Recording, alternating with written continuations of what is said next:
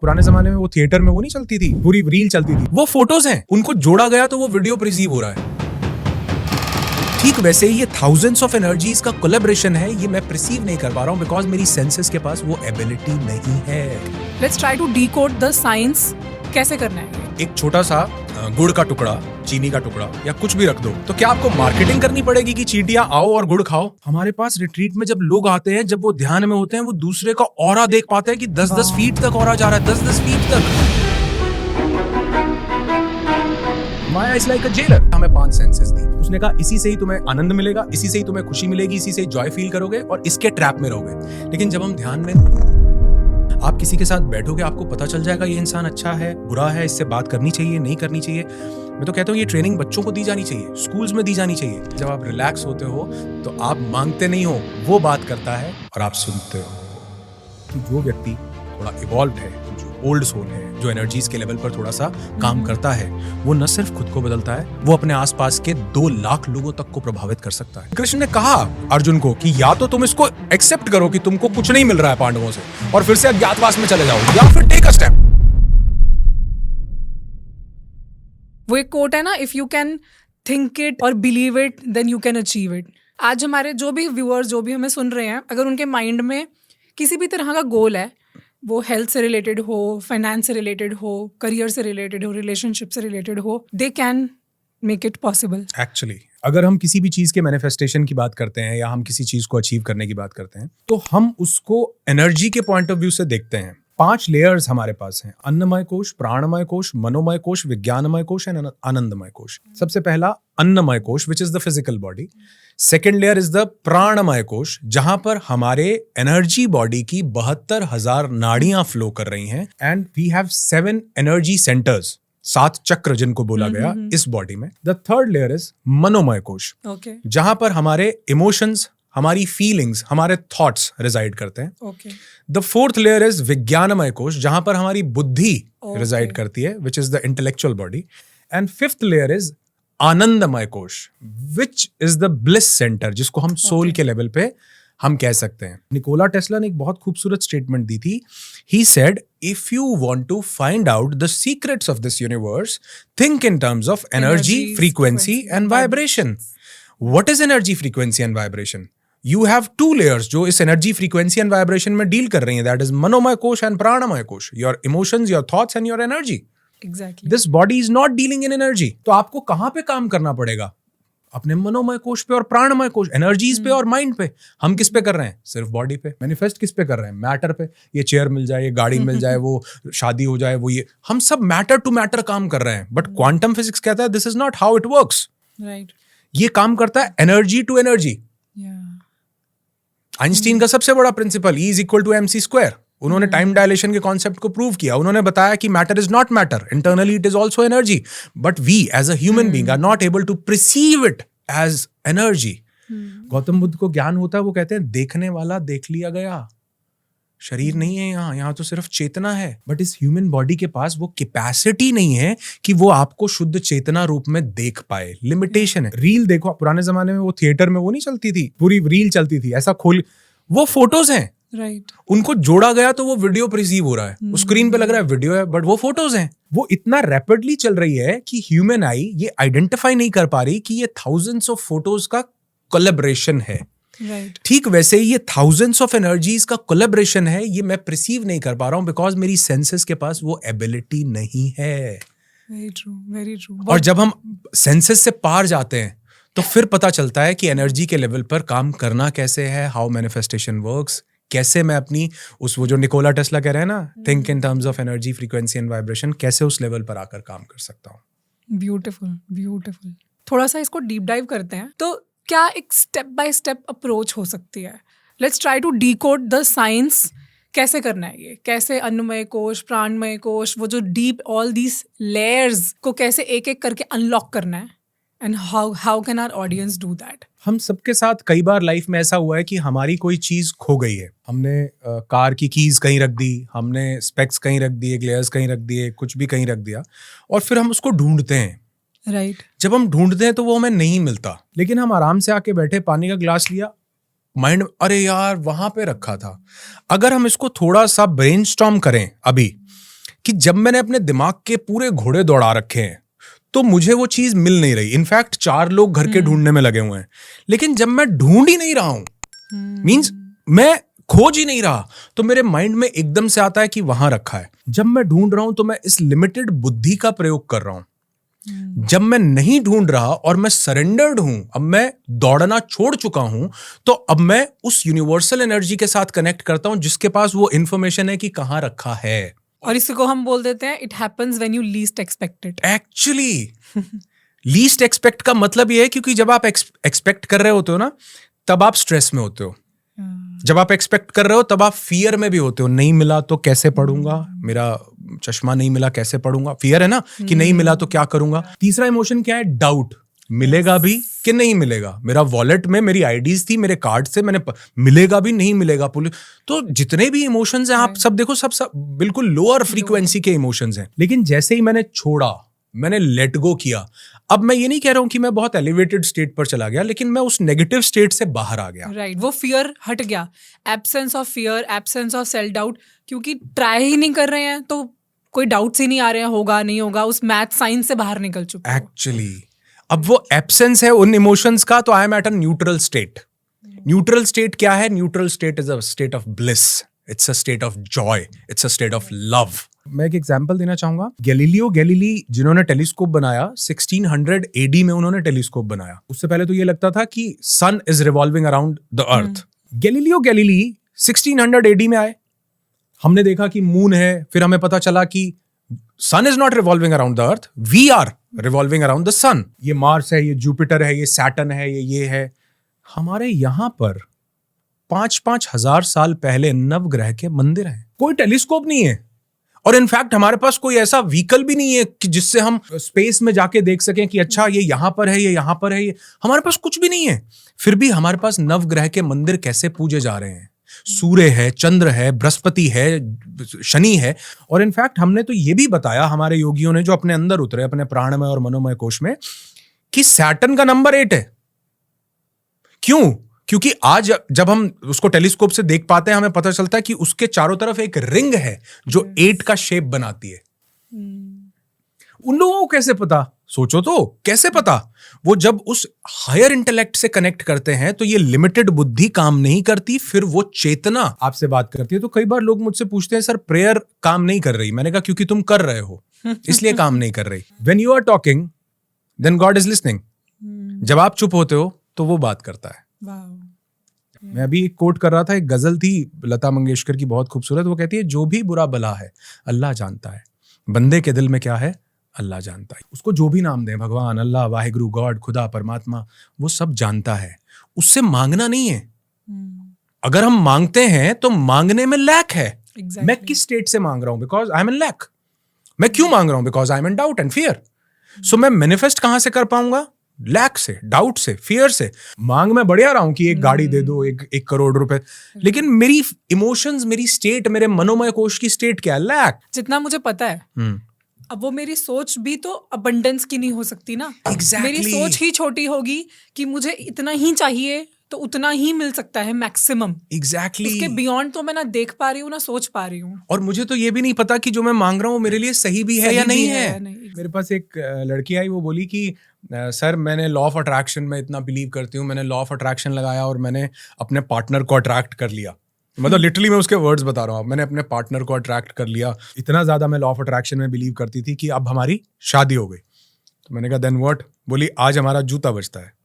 उसकी लाइन थी, मतलब आज हम इतना लड़ते हैं। वो बोली कि नाउ आई नीड डिवोर्स। बोली मैंने ये सोच तो लिया कि मुझे ये चाहिए, लेकिन ये मेरे लिए सही भी था या नहीं था ये मुझे कैसे पता? So we never attract what we want in our life, we only attract who we are.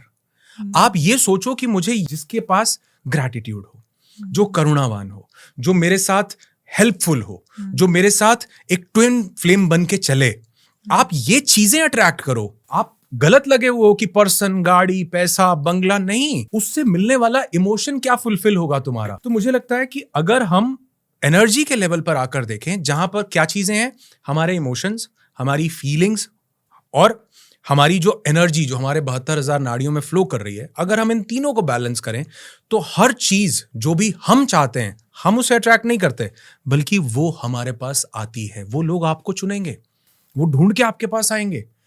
एक छोटा सा गुड़ का टुकड़ा, चीनी का टुकड़ा या कुछ भी रख दो, तो क्या आपको मार्केटिंग करनी पड़ेगी कि चींटियां आओ और गुड़ खाओ? वो ढूंढ लेंगी क्योंकि उनकी फ्रीक्वेंसी मैच हो रही है। राइट। तो इसलिए हमें ढूंढने की जरूरत नहीं है, हमें गुड़ होने की जरूरत है। हमें उस इमोशनल स्टेट में होने की जरूरत है, तो वी कैन अट्रैक्ट एनीथिंग जो हम जिंदगी में चाहते हैं। आपने बोला कि जब हम अपने माइंड से सोचते हैं, अपने माइंड से चीज़ों को मैनिफेस्ट करते हैं, भगवान के आगे प्रे करते हैं कि हमें ये मिल जाए, तो हमें वही मिल जाता है। और ज़रूरी नहीं है वो हमारे लिए सही हो, वो मैनिफेस्टेशन हमारे लिए सही हो। I got your point, but यहाँ पर एक छोटा सा कन्फ्यूजन है। इन फ्यू बुक्स और सम ऑथर सेज कि आप प्रिसाइजली बताओ आपको क्या चाहिए, तभी आप उसको अच्छे से विजुअलाइज कर पाओगे, आप उसको फील कर पाओगे that you have it, and then only you will be able to achieve it. आपको जिस तरह की ड्रीम बॉडी चाहिए, आप उसको विजन बोर्ड में बनाओ, आप उसकी फोटो चिपकाओ, आप जिसको एडमायर करते हो वैसा देखो, अपने आप को वैसा महसूस करो। चलो ये मैंने हेल्थ की एग्जांपल ली, बट अगर किसी मटीरियलिस्टिक चीज की एग्जांपल लेते हैं तो वहां पर it is said that you visualise it exactly how you want, what you want, when you want. तो फिर ये तो सारा कॉन्सेप्ट गलत हो गया ना, क्योंकि अल्टीमेटली अगर मैं सिर्फ इमोशनल चीजों को परसू करूं, the ultimate emotion I would ever want is happiness. Because even if मैं एक financial security को भी desire करती हूँ, मुझे ultimately तो उससे happiness ही चाहिए। तो हर चीज़ का ultimate तो happiness ही है। अगर मैं जिस भी state में हूँ, मैं खुश हूँ, that's all। मुझे क्या फ़र्क पड़ता है? मुझे कोई कंपैरिजन ही नहीं होगा किसी और से, या मुझे किसी से जेलसी, ईर्ष्या, घृणा कुछ नहीं होगा, if I am at my happy state.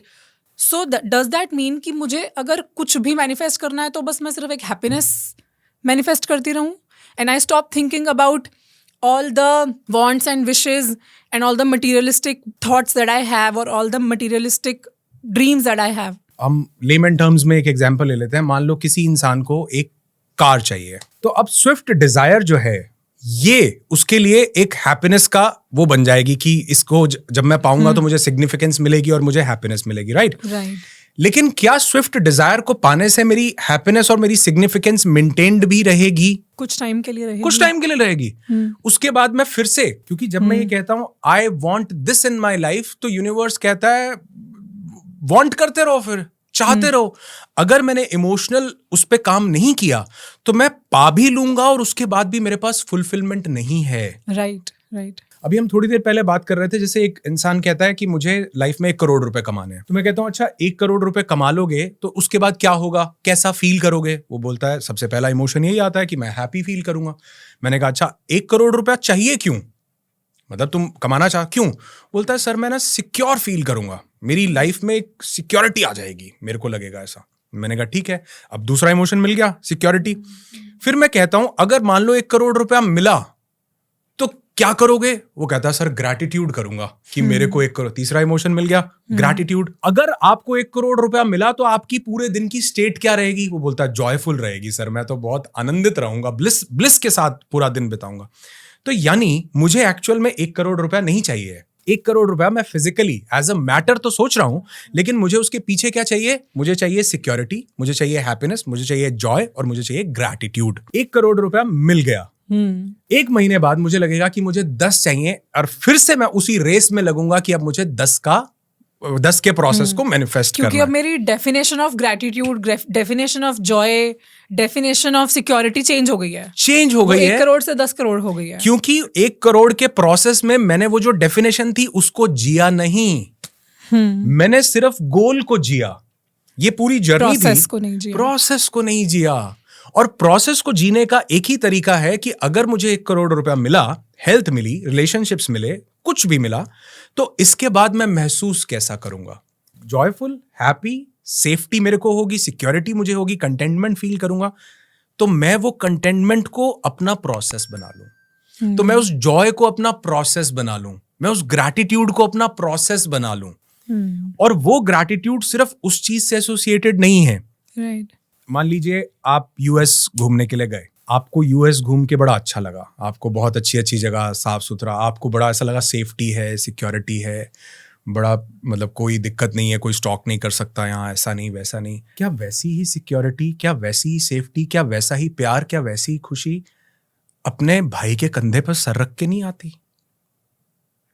अपने फादर के साथ क्या वैसा ही लव, क्या वैसी ही सेफ्टी, क्या वैसा ही सब कुछ महसूस नहीं होता?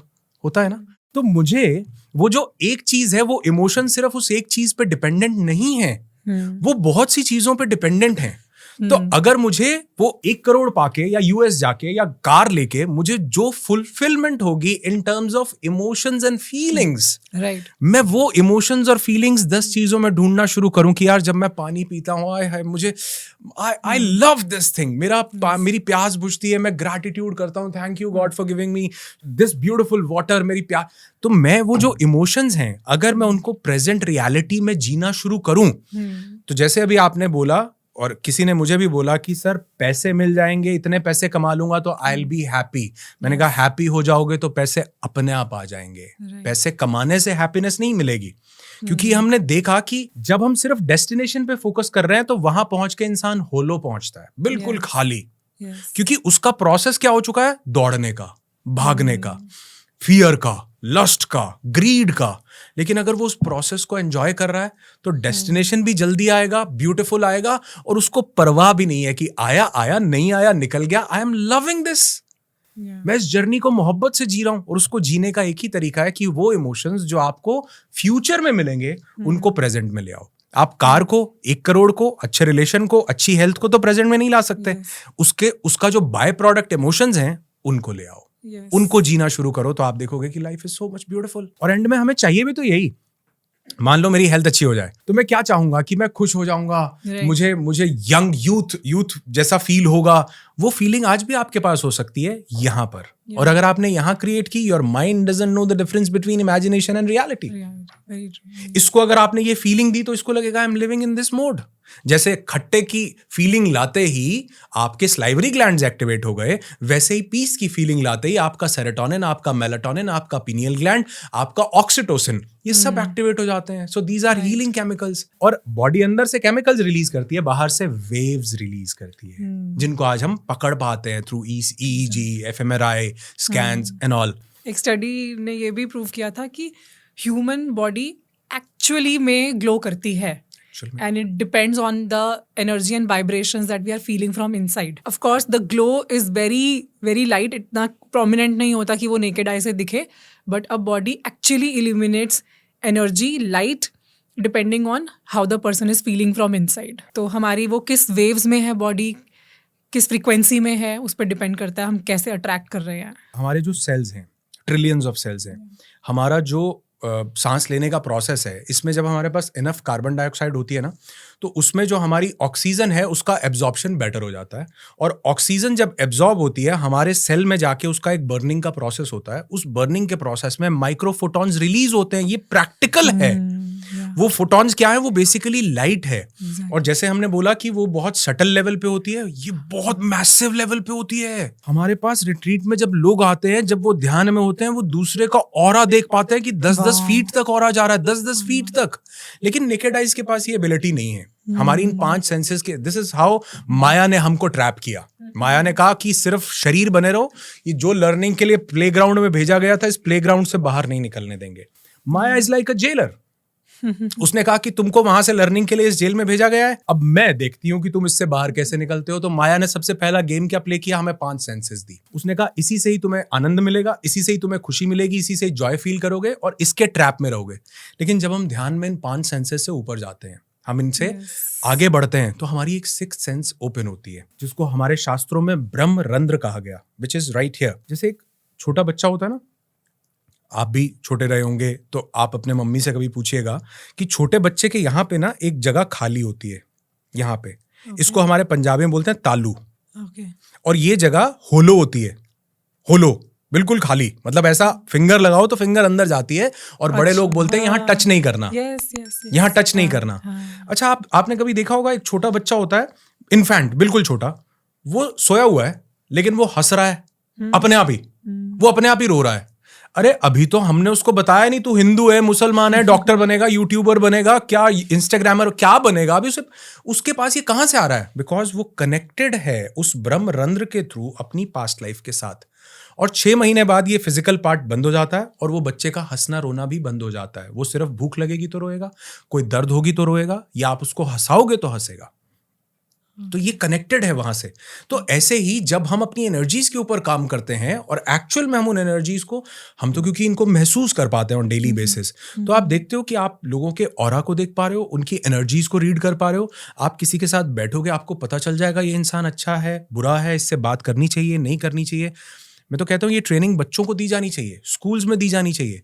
जैसे हमें बॉलीवुड ने इतना डिसरप्ट किया ना, कि हमें मूवीज दिखाई कि लड़का लड़की मिलेंगे, बारिश होगी, बादल फटेंगे, पत्ते उड़ रहे हैं, ये हो, बिजलियां कड़क रही हैं, ऐसा होता ना आप मूवीज में। आपने ये गलत है।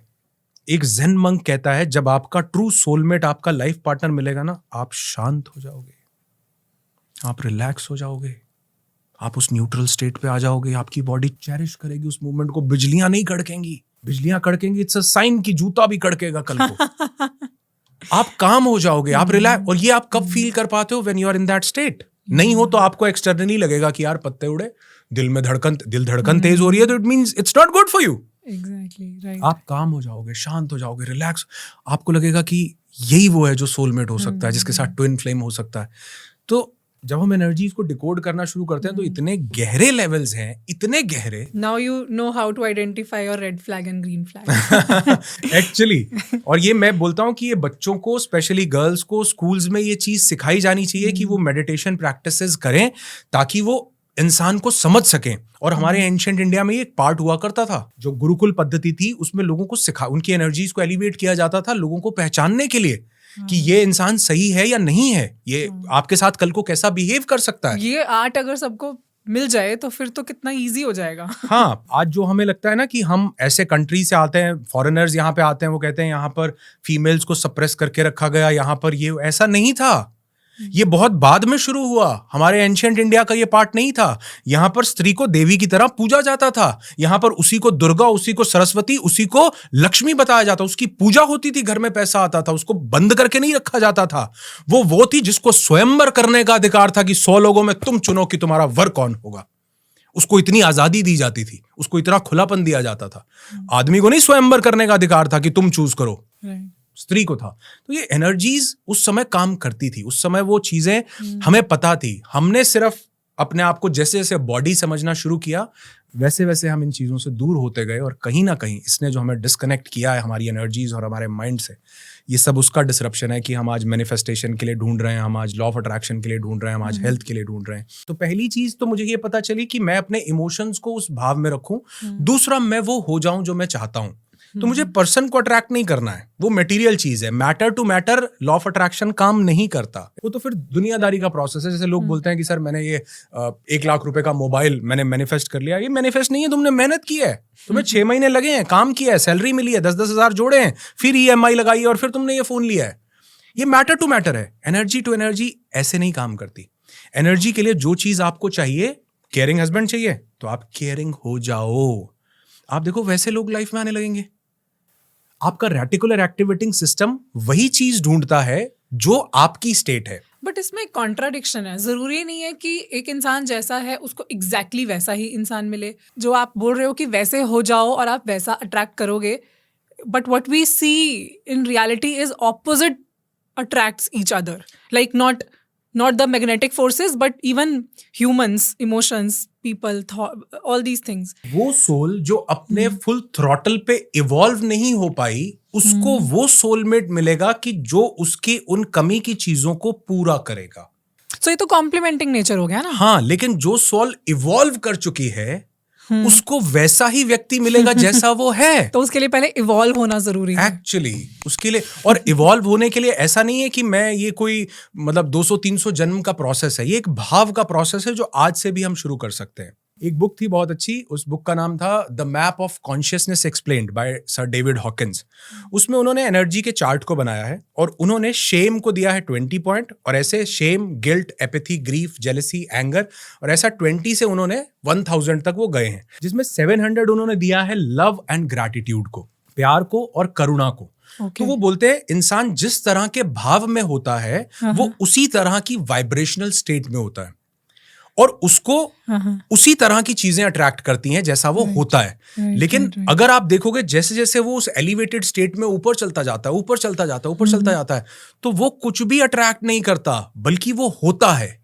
जो चीजें उसके पास आती हैं वो उनको बदलता है। जैसे मान लो मैं या कोई भी, आप मान लीजिए आप 700 के लेवल पे वाइब्रेट करते हैं, आप ग्रैटिट्यूड और लव के एंगल पे वाइब्रेट करते हैं, तो अब कोई इंसान आपके ऑरा में एंटर करेगा तो वो कैसा भी होगा वो आपके जैसा हो जाएगा। एक डाकू है, लोग बोल रहे हैं जो भी इसके सामने जाता है ये उनको मार देता है, उनकी उंगलियां काट लेता है, लेकिन जब बुद्ध उसके सामने जाते हैं तो वो बुद्ध के चरणों में गिर जाता है और वो डाकू उसके बाद मंक हो जाता है। तो वो इवॉल्व्ड सोल थी जिसके जॉनरा में, जिसके ऑरा में जब वो आया तो वो कर ही नहीं पाया जो वो था। एक व्यक्ति बड़ा नेगेटिव है, कैसा भी है, लेकिन जब वो किसी एक अच्छी सोल के ऑरा में आता है उसकी बिहेवियर कंप्लीटली चेंज हो जाता है। हम 5 स्टार होटल में जाते हैं, हमारा बिहेवियर कंप्लीटली चेंज हो जाता है क्योंकि हम डिफरेंट ऑरा में हैं। हम मंदिर में जाते हैं, हमारा बिहेवियर कंप्लीट, हम सब जगह बड़ा घर आते ही शर्ट यहाँ फेंकी, पेन यहाँ फेंका, ये घर को मंदिर बनाओ, वहां पर ऐसा भाव करो तो घर में भी आप वैसा बिहेव नहीं कर पाओगे। तो इट्स ऑल अबाउट कि हमारी एनर्जीज कहां तक एलिवेट हुई हैं, हमने कितना इमोशनली इवॉल्व किया है। और वो इमोशनल इवॉल्वमेंट सिर्फ एक चीज पर डिपेंड करती है कि मैं प्रेजेंट मोमेंट में भाव कैसा दे रहा हूं, कैसे इमोशनल स्टेट को रिफ्लेक्ट कर रहा हूं किसी भी चीज में। तो अगर हम इसको मैनिफेस्टेशन से कनेक्ट करें तो फ्यूचर में मुझे कुछ भी चाहिए है, जो भी मैं चाहता हूं, उसके पीछे एक इमोशन है जो फुलफिल होगा उस चीज को पाने से।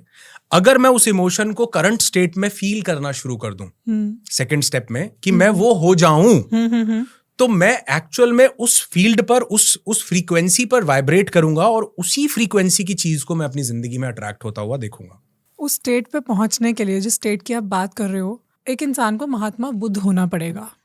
मतलब उस लेवल की एनर्जीज को मेंटेन करना पड़ेगा जो, मतलब मैं वो हो जाऊं वाला जो स्टेट है ना, वो कुछ अलग है। That's some another level. I am sure कहना बड़ा आसान है, सुनना समझ में आ रहा होगा, सबको मन कर रहा होगा हाँ पहुंच जाएं, but there will be a journey. आपको लगता है आप पहुंच चुके हो? नहीं, मुझे नहीं लगता। और मुझे लगता है कि पहुंचना एक ऐसा प्रोसेस है जिसमें आप डे बाय डे इवॉल्व होते हो, बड़ा सटल लेवल पर। एक गुरु की एक स्टोरी याद है, वहां पर एक शिष्य उसके पास गए और वो बोले कि गुरुजी मुझे आपसे मेडिटेशन सीखना है। वो बोले ठीक है फिर सीखो। तो 3 महीने हो गए, 3 महीने बाद वो गुरु को बोले कि जी मुझसे मेडिटेशन नहीं हो रहा। तो गुरु बोलते हैं कि तुम्हें पता है तुम्हें 78 जन्म 78 जन्म लगे हैं ये रियलाइज करने में कि तुम्हें मेडिटेट करना है और तुम 3 महीने में एक्सपेक्ट कर रहे हो कि मैं बुद्ध हो जाऊं। बुद्ध भी बुद्धू से ही स्टार्ट करेंगे। तो पहुंचना मायने नहीं रखता अगर आप उस स्टेट को धीरे धीरे से इवॉल्व कर रहे हो। जैसे मैंने बोला ना, वो गोल उतना मायने नहीं रखता अगर आप उस जर्नी पर चल रहे हो उस भाव के साथ। How can I make sure कि मैं उस जर्नी पर चल रही हूं हर रोज? इसके लिए सबसे बड़ा एविडेंस हमें देगा हमारा प्रेजेंट स्टेट में होना, कि मैं दिन में कितनी बार प्रेजेंट रहता हूं, माइंडफुल रहता हूं। जैसे अभी भी मैं बात कर रहा था, अगर मैं आपको सुन रहा हूं तो सिर्फ सुन ही रहा हूं। अगर मैं पानी पी रहा हूं तो मैं पानी पीना ही हो गया हूं। अगर मैं नहा रहा हूं तो मैं नहाना ही हो गया हूं। तो सबसे पहला जो एविडेंस हमें मिलता है इस चीज का, वो इससे मिलता है कि आप कितने माइंडफुल हो, आप कितने प्रेजेंट स्टेट में हो। मैं नहा रहा हूं, मेरे पास थॉट्स यहाँ वो अच्छा कल क्या वो ऑफिस जाना है, वो ऐसे होगा। अगर मेरे पास 24 घंटे चैटर चल रहा है तो chatter is a sign that you are not in the present state. You are either in past or in future. Right. और past में क्या है, सिर्फ और सिर्फ पेनफुल मेमोरीज हैं, क्योंकि हमने कुछ अच्छा कैरी नहीं किया। जो अच्छा होता है ना उसको हम रिजॉल्व कर दें, हाँ ठीक है मतलब हो गया, लेकिन जो बुरा होता है उसको हम कैरी करते चले आ रहे हैं। ऐसे ही फ्यूचर में जो अच्छा होगा मेरा उस पर ध्यान नहीं है, लेकिन फ्यूचर में चिंता किस चीज की है, ये मिलेगा या नहीं मिलेगा, जो चीजें हमारे कंट्रोल में भी नहीं है। एग्जैक्टली। तो सबसे बड़ा साइन जानते हैं क्या है, कि मैं कितना समय प्रेजेंट मोमेंट में रहता हूं, मैं माइंडफुल कितना हूं। तो ये जो माइंड का चैटर है ये जितना कम होता जाएगा उतना मुझे ये एविडेंस मिलेगा कि मैं प्रेजेंट मोमेंट में हूं। और एनर्जी हमेशा प्रेजेंट मोमेंट में काम करती है। एनर्जी के लिए पास्ट और फ्यूचर एग्जिस्ट नहीं करता। right. और क्वांटम फिजिक्स इस चीज को प्रूव करती है। आइंस्टीन ने टाइम डायलेशन का कॉन्सेप्ट दिया, इंटरस्टेलर मूवी में हमने देखा भी और Yeah. बहुत सी मूवीज में देखा कि जहां ग्रेविटेशनल फोर्स ज्यादा होता जाएगा वहां पर ग्रेविटी के कारण टाइम जो है डायलेट होता जाएगा और एक पॉइंट ऐसा आएगा जहां पर टाइम एग्जिस्ट ही नहीं करता। तो क्वांटम वर्ल्ड वो जगह है सूक्ष्म लेवल पर जहां टाइम और स्पेस एग्जिस्ट नहीं करता। इसको हम बोलते हैं फिफ्थ डायमेंशन। हम लोग किस में रहते हैं? 3 डायमेंशन में, 3rd डायमेंशन में। तो जब हम 5th डायमेंशन में, where there is no time, where there is no space, ये भाव कब आता है? जब टाइम और स्पेस को फील करने वाली चीज नहीं रहती। टाइम और स्पेस को फील कौन कर रहा है? This body. अगर मैं मेडिटेटिव स्टेट में, एक ऐसी स्टेट में जाऊं जहां पर मुझे बॉडी का आभास नहीं है, स्वर्ग और नर्क कोई जगह नहीं है, 5D और 3D अलग अलग प्लैनेट्स नहीं है, it's a state of consciousness. तो अगर मैं बॉडी के स्टेट से परे चला जाऊं तो मैं 3D से 4D और 4D से 5D में इवॉल्व हो सकता हूं और उस टाइम पर there is no time, there is no space, कल कोई घटना नहीं होगी, फ्यूचर में नहीं मिलेगा, सब कुछ यही है। इसीलिए जिन्होंने क्वांटम एक्सपेरिमेंट्स किए उन्होंने बोला कि एक टाइनीएस्ट पार्टिकल अपने आप में पूरा ब्रह्मांड है, क्योंकि ये पूरा ब्रह्मांड एक छोटे से पार्टिकल से इवॉल्व हुआ और वो छोटा पार्टिकल दोबारा एग्जिस्ट करता है जिससे और ब्रह्मांड इवॉल्व हो रहा हो। और हमें क्या पता, यहां पर ये जो रेत का कण है इसके अंदर अपना एक ब्रह्मांड हो, अगर हम उसको जूम करके देखें तो। जिस तरह चींटी के लिए अपनी एक दुनिया है, हो सकता है हम सोच रहे हैं कि चींटी की उम्र 1 दिन है, वो हो सकता है 100 साल गुजार के जाती हो अपने लेवल के हिसाब से, उसके टाइम ड्यूरेशन और what is the speed of her time. तो हम जब इवॉल्व करते हैं तो पास्ट फ्यूचर नहीं होता, प्रेजेंट ही होता है। तो मैं प्रेजेंट स्टेट में अगर चेंज हो गया तो मैंने सिर्फ प्रेजेंट चेंज नहीं किया उस समय, मैंने पास्ट भी चेंज किया और मैंने फ्यूचर भी चेंज किया। और ऐसे एविडेंसेस हैं। डॉक्टर जो डिस्पेंजा की एक बुक है यू आर द प्लेसिबो, उस बुक में उन्होंने एक एग्जाम्पल कोट किया है कि एक जगह थी 1916 में, वहां पर एक पैंडेमिक आया और एक हॉस्पिटल में बहुत सारे लोग एडमिट हुए। 1956 में भी, तो 56 में वहां पर प्रेयर की गई उस हॉल में जहां पर लोग एडमिट थे, उन लोगों को ठीक करने के लिए। लेकिन उन्होंने देखा कि 1916 में भी उतने ही लोग उसी हॉल में ठीक हुए थे जितने 1956 में हुए, जबकि प्रेयर कब की जा रही है? 1956 में, और लोग ठीक कब हो रहे हैं? 1916 में। क्योंकि एनर्जी के लेवल पर सब कुछ अभी में है, इसी टाइम में है। तो अगर हम क्वांटम के पर्सपेक्टिव से चीजों को पढ़ने की कोशिश करते हैं ना, तो ये नहीं पता लगता कि फ्यूचर में मुझे मैनिफेस्ट करना है, 10 साल बाद मुझे करना है। सब कुछ अभी में और यहीं में है, और अभी को बदलने के लिए मुझे प्रेजेंट मोमेंट में आना पड़ेगा। अगर मेरे माइंड का चैटर कम है और मैं प्रेजेंट में टैप इन कर पाऊं तो I am getting closer to my manifestation या whatever goal I want to achieve in my life. ये दुनिया जो इतनी ज्यादा डिस्ट्रैक्शन से भरी हुई है, हर तरफ डिस्ट्रैक्शंस हैं, कैसे पॉसिबल है इन सबके साथ भी जीना? बिकॉज साधु बन के आप पहाड़ों में नहीं जा सकते हो, you have to live here, survive here, you have a family, you have to work for them and everything. कैसे ये बैलेंस क्रिएट किया जा सकता है? Beautiful question. अब इसके 2 लेवल पे आंसर्स हैं। सबसे पहला तो ये कि जो आपने बोला ना कि जो लोग 5 मिनट, 10 मिनट, 15 मिनट निकाल रहे हैं, ये वो अपनी जिंदगी का सबसे ब्यूटीफुल काम कर रहे हैं। जैसे मैं इसको एक एग्जाम्पल से रिलेट करना चाहूंगा ताकि सब लोग समझ सकें। हमें, क्योंकि आप वेलनेस में काम करते हैं तो आपको पता है कि हमारा एक हार्ट रेट होता है। वो हार्ट रेट एक रेस्टिंग हार्ट रेट होता है जिसको हम बोलते हैं 60 से 80 के बीच में होना चाहिए। अगर वो 80 से ऊपर जाता है तो हम उसको मतलब हार्ट रेट को ज्यादा मानते हैं, वो अच्छा नहीं है हमारे लिए। लेकिन हम जानते हैं कि जो एक एथलीट है उसका जो रेस्टिंग हार्ट रेट है वो 40 तक चला जाता है। मतलब उसका हार्ट इतना ब्यूटीफुली इवॉल्व हो जाता है जस्ट बिकॉज कि उसने कुछ देर हाई कार्डियक एक्टिविटी की। ओके। तो आप कभी भी गूगल करेंगे कि एक एथलीट का रेस्टिंग हार्ट रेट कितना होता है तो आपको गूगल बताएगा कि it can go up to 37। एक नॉर्मल ह्यूमन बीइंग का 60 to 80 या 85, आजकल 90 भी हम लोग बोल रहे हैं। तो यानी जिसने आधे घंटे की कार्डियक एक्टिविटी की उसका पूरे दिन का रेस्टिंग हार्ट रेट बैलेंस हो गया। उसने अपने हार्ट को इतना ट्रेन किया, इतना उसको इवॉल्व किया, उससे इतना मतलब उसको जो जिसको हम बोलते हैं टफ मोड एक्टिवेट किया कि अब वो इतना शांत है, इतना और आपने भी नोट किया होगा जिस दिन आप फिजिकल बहुत ज्यादा एक्टिविटी करते हो उस दिन नींद बहुत बढ़िया आती है। राइट। अगर आधे घंटे की कार्डियक एक्टिविटी से पूरे दिन का हार्ट रेट बैलेंस हो सकता है, तो 15 मिनट के ध्यान से पूरे दिन के जो इमोशनल जो टर्मोइल हैं, जो डिस्ट्रैक्शंस हैं, वो क्यों बैलेंस नहीं हो सकते? बिल्कुल हो सकते हैं। धीरे धीरे आप देखोगे कि जो आप 5 मिनट मेडिटेशन को दे रहे थे, आपका एक वीक के बाद मन करेगा कि यार आज 10 मिनट बैठते हैं। आज थोड़ा... जब आप उसके रिजल्ट्स देखने शुरू कर देते हो। एग्जैक्टली, क्योंकि आपको पूरे दिन में अपने बिहेवियरल चेंजेस दिखेंगे कि इस चीज पर मैं बहुत जल्दी एजिटेट हो जाती थी, मुझे एंगर आ जाता था, या मैं इस चीज को कंट्रोल नहीं कर पाती थी, या इस चीज से मैं जेलस करता था, अब मैं उतना नहीं कर रहा हूं। तो वो जो आपको रिजल्ट दिखते हैं ना, वो एथलीट को जब रेस्टिंग हार्ट रेट लो दिखता है तो अगले दिन वो 100 मीटर की 2 स्प्रिंट लगाता है, उसको लगता है कि मैंने और ब्यूटिफाई कर लिया अपना एनवायरनमेंट। ऐसे ही जब हम 5-10 मिनट भी मेडिटेट करते हैं तो ये हमारे पूरे दिन में हमारे इमोशनल बिहेवियर में रिफ्लेक्ट करेगा।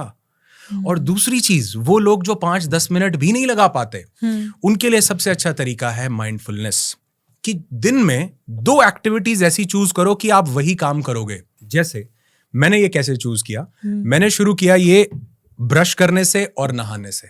अच्छा। क्योंकि मैंने नोट किया कि मुझे सबसे ज्यादा थॉट्स ब्रश करते हुए और नहाते हुए आते हैं। इनफैक्ट मुझे ये भी नहीं पता कि मेरा ब्रश जा कहां रहा है। It is on auto pilot mode, कि वो इंसान जिसको कार ड्राइव करना नहीं आता था, क्लच की जगह ब्रेक, ब्रेक की जगह क्लच दबाता था, अब एक हाथ स्टीयरिंग पे है, दूसरा फोन पे है, तीसरे से गाने सुन रहा है और सारे काम कर रहा है, क्योंकि बॉडी ऑटो मोड पर चली गई हुई है। तो अगर हम उसको ऑटो मोड से पायलट के पास कंट्रोल लें, कि मैं माइंडफुल हो जाऊं, यानी आपने एक छोटा सा प्लेज लिया कि आज से जब मैं ब्रश करूंगा तो मैं ब्रश ही करूंगा, तो आपने ब्रश, आपको पहली बार लगेगा कि आप ब्रश कर रहे हो, मतलब अच्छा यहां भी जाता है, यहां भी जाता है, वो ऑटो पायलट पे है, हमें पता भी नहीं है कि हम ब्रश कर, हम नहाते हैं, हम खाना। इनफैक्ट आज अभी रिसेंट कोई मैं एक स्टडी देख रहा था, उसमें लिखा गया कि जो पेट की जितनी आज गड़बड़ियां हो रही हैं, जितने भी गैस्ट्रोइंटेस्टाइनल इश्यूज हैं, चाहे वो ये क्या कहते हैं इंडाइजेशन का हो, गैस्ट्राइटिस का हो, IBS हो, इरिटेबल बाउल से, कुछ भी हो, इन सब का सबसे बड़ा रूट कॉज पता है क्या है? माइंडफुल ईटिंग का ना होना। बिंज ईटिंग भी हो रही है, या मैं आपसे बात कर रहा हूं, फोन पे बात कर रहा हूं, खाना खा रहा हूं, टीवी चल रहा है, नेटफ्लिक्स की सीरीज चल रही है और मैं खाना, मेरे पोर्स, मेरे गट को ये सिग्नल ही नहीं दे पा रहे हैं कि खाना आने वाला है। आई am not mindful about my food. तो अगर मैं उसके लिए माइंडफुल हो जाऊं, तो लोगों की आधी बीमारियां तो सिर्फ इसी से सॉल्व हो सकती हैं। आधी बीमारियां सॉल्व, ये लिटरली, ये कोई एग्जैजरेशन नहीं है। माइंडफुल ईटिंग अगर खाने में, और आप एक चीज और नोट करोगे कि वो इंसान जो 3 रोटी खाता है, माइंडफुली खाएगा तो 2 से ज्यादा खा ही नहीं पाएगा, क्योंकि 3rd रोटी जो खाई है उसने पेट फुल होने का सिग्नल देना है 5 मिनट के बाद, 20-20 मिनट्स लगते हैं। जब हाइड्रोक्लोरिक एसिड उसको प्रॉपरली उसके ऊपर काम करेगा, पेप्सिन उसके ऊपर एक लेयर बनाएगा, और फिर बाइल जूसेस और बाकी सब उसके ऊपर प्रोसेस करेंगे, तब वो जाकर 15-20 मिनट में सिग्नल देगा। तो जो हमने 3rd रोटी खाई उसकी तो भूख थी ही नहीं, दूसरी रोटी ने सिग्नल दिया है फुल होने का। माइंडफुल खाते हैं, कम खा पाते हैं, और न्यूट्रिशन का बेटर एब्जॉर्प्शन होता है जब हम माइंडफुली खाते हैं, क्योंकि वो स्लोली प्रोसेस हुआ, हमारी इंटेस्टाइन ने उसको प्रोसेस किया बड़ा ब्यूटीफुली। राइट। तो एक छोटा सा काम, और ये किसी के लिए मुश्किल नहीं, जैसे आपने बोला कि टाइम नहीं है, इसके लिए टाइम भी नहीं निकालना। आप जो एक्टिविटी कर रहे हो उस एक्टिविटी में वो ही हो जाओ जो आप कर रहे हो। तुम पानी पी रहे हो तो पानी पीना ही बचे, तुम ब्रश कर रहे हो तो ब्रश करना ही बचे। इसी टर्म को हमने आज बोला है, जिसको हमारे पुराने लोग श्रोतापन बोलते थे, हमने इसको बोला माइंडफुलनेस, स्टे प्रेजेंट। तो वो लोग जो 5 मिनट ध्यान, 10 मिनट ध्यान से भी शुरुआत करेंगे, उनका पूरा दिन बेहतर होने लगेगा। और जो 5 मिनट भी नहीं निकाल सकते, वो सिर्फ माइंडफुल हो जाएं। और अगर कोई चीज ना मिले, ये पॉडकास्ट सुन रहे हो, तो इसको सुनते सुनते सिर्फ सुनना ही हो जाएं, इतना सा भी काम कर लें, तो आप देखो कैसे एनर्जीज इवॉल्व करने लगती हैं, आप कैसे प्रेजेंट स्टेट में आते हो, आपका हैप्पीनेस, आप कहोगे कि मुझे पता नहीं लग रहा कि मैं खुश क्यों हूं, मुझे हैप्पीनेस का फैक्टर नहीं मिल रहा, क्योंकि हैप्पीनेस किसी चीज में नहीं है, वो सिर्फ प्रेजेंट स्टेट में उस मोमेंट में है, जहां आप कंप्लीटली रिलैक्स्ड हो। गाड़ी मिलेगी, करोड़ रुपया मिलेगा, इसके बाद क्या, मैं रिलैक्स हो जाऊंगा। हर कोई इंसान किसी ना किसी चीज के साथ तो अभी ऑलरेडी ऐसा होता है, जो भी उसकी डाई हार्ट डिजायर होती है, फॉर एग्जाम्पल अगर कोई मूवी देख रहा है और उसको वो मूवी बहुत पसंद आ रही है तो वो उस मूवी का हो जाता है। अगर कोई किसी को गेम खेलने में इंटरेस्ट है और वो गेमिंग कर रहा है तो वो उसका हो जाता है। उसको नहीं होश होती कि मुझे भूख लग रही है, मम्मी बुला रही है, टाइम हो गया है। तो हम लोग अभी भी हर चीज के नहीं होते, बट किसी किसी चीज के किसी किसी वक्त पर हो जाते हैं। और ये शायद ये मेरी ऑब्जर्वेशन है कि जब हम उसके हो जाते हैं तो हम तभी उस चीज को सबसे ज्यादा एंजॉय कर पाते हैं। हम बहुत कम टाइम में उसको बहुत ज्यादा जी लेते हैं। इट्स लाइक हम अपनी बहुत सारी लाइफ उसी में जी लेते हैं, उस एक मोमेंट में। The time passes very slow, we enjoy it. हमें उस खाने का टेस्ट, उस गेम में इमोशन, उस मूवी का जो एक फीलिंग है वो कहीं ज्यादा आती है। अब मैं ये सोच रही हूँ कि अगर हम लाइफ की हर चीज को ऐसा करना शुरू कर दें तो हमारी लाइफ कितनी ब्यूटीफुल हो जाएगी। सो ट्रू, बिल्कुल ब्यूटीफुल हो जाएगी। हम हर मोमेंट को वैसे जिएंगे और हम हर मोमेंट में कितने मोमेंट्स जी लेंगे, कितनी हैप्पीनेस अचीव कर लेंगे in each and every moment. तो मैंने एक चीज नोट की है कि जो चीज हमें बाहर से मिल रही है वो एक्चुअल में प्लेजर है, वो आनंद नहीं है, वो जॉय नहीं है, वो ब्लिस नहीं है, वो प्लेजर है। एंड प्लेजर इज मोमेंटरी, बड़े थोड़े देर के लिए आता है, वो फिर से वापस चला जाता है इंसान, फिर से कियोस में। लेकिन when you are with you only, solitude, बिल्कुल रिलैक्स। हमने इसके लिए एक शब्द दिया, एकांत। एकांत का मतलब क्या था? एक का अंत हो जाए और अद्वैत घटित हो, यानी दो भी नहीं है और एक भी नहीं है। मतलब आप दो भी नहीं हो लेकिन दो भी हो, एक भी नहीं हो और एक भी हो। तो ये कब मोमेंट मिलता है? कभी आप देखो, हम कभी ऐसा सी के किनारे बैठे हैं, किसी माउंटेन पे बैठे हुए हैं और ऐसे लग रहा है कि बस ये ना देखते रहे हम। उसमें कोई पैसा, कोई चीज, कुछ नहीं है उसमें। ये है कि यार ये moment, this is it, this is it. और कई लोगों को मैंने सुना है वो कह रहे हैं कि यहाँ इतना आनंद आया है अपने साथ होके, एकांत में होके, कि अब अगर वो ऊपर वाला उठा लेना तो कोई गम नहीं होगा, क्योंकि यहाँ मैंने जिंदगी जी ली उस एक मोमेंट में।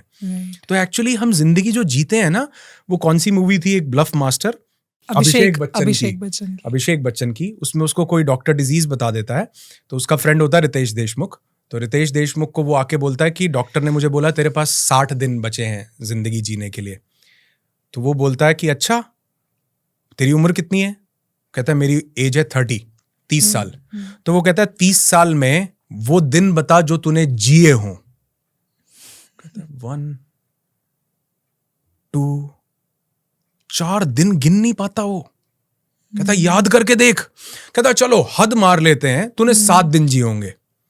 कहता है शायद।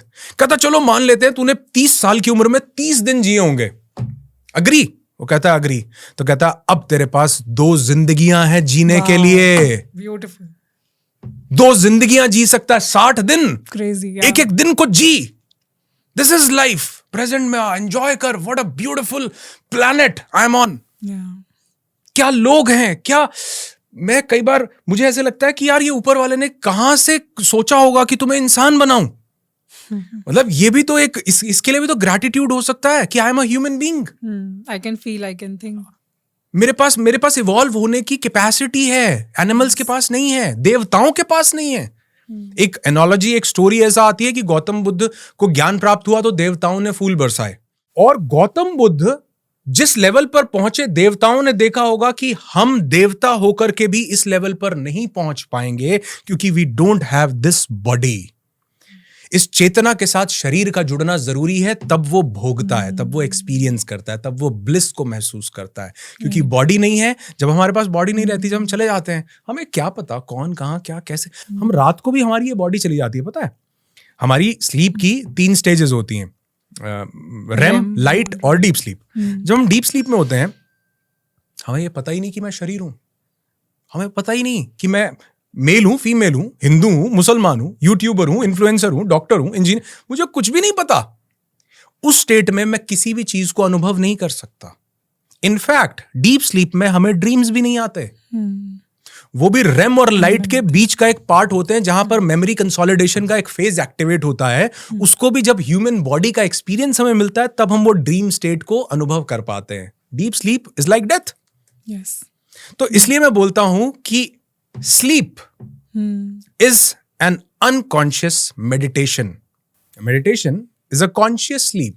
You are sleeping, body is not there, but you are conscious, you are aware about it that I am watching myself, my body, that I am here.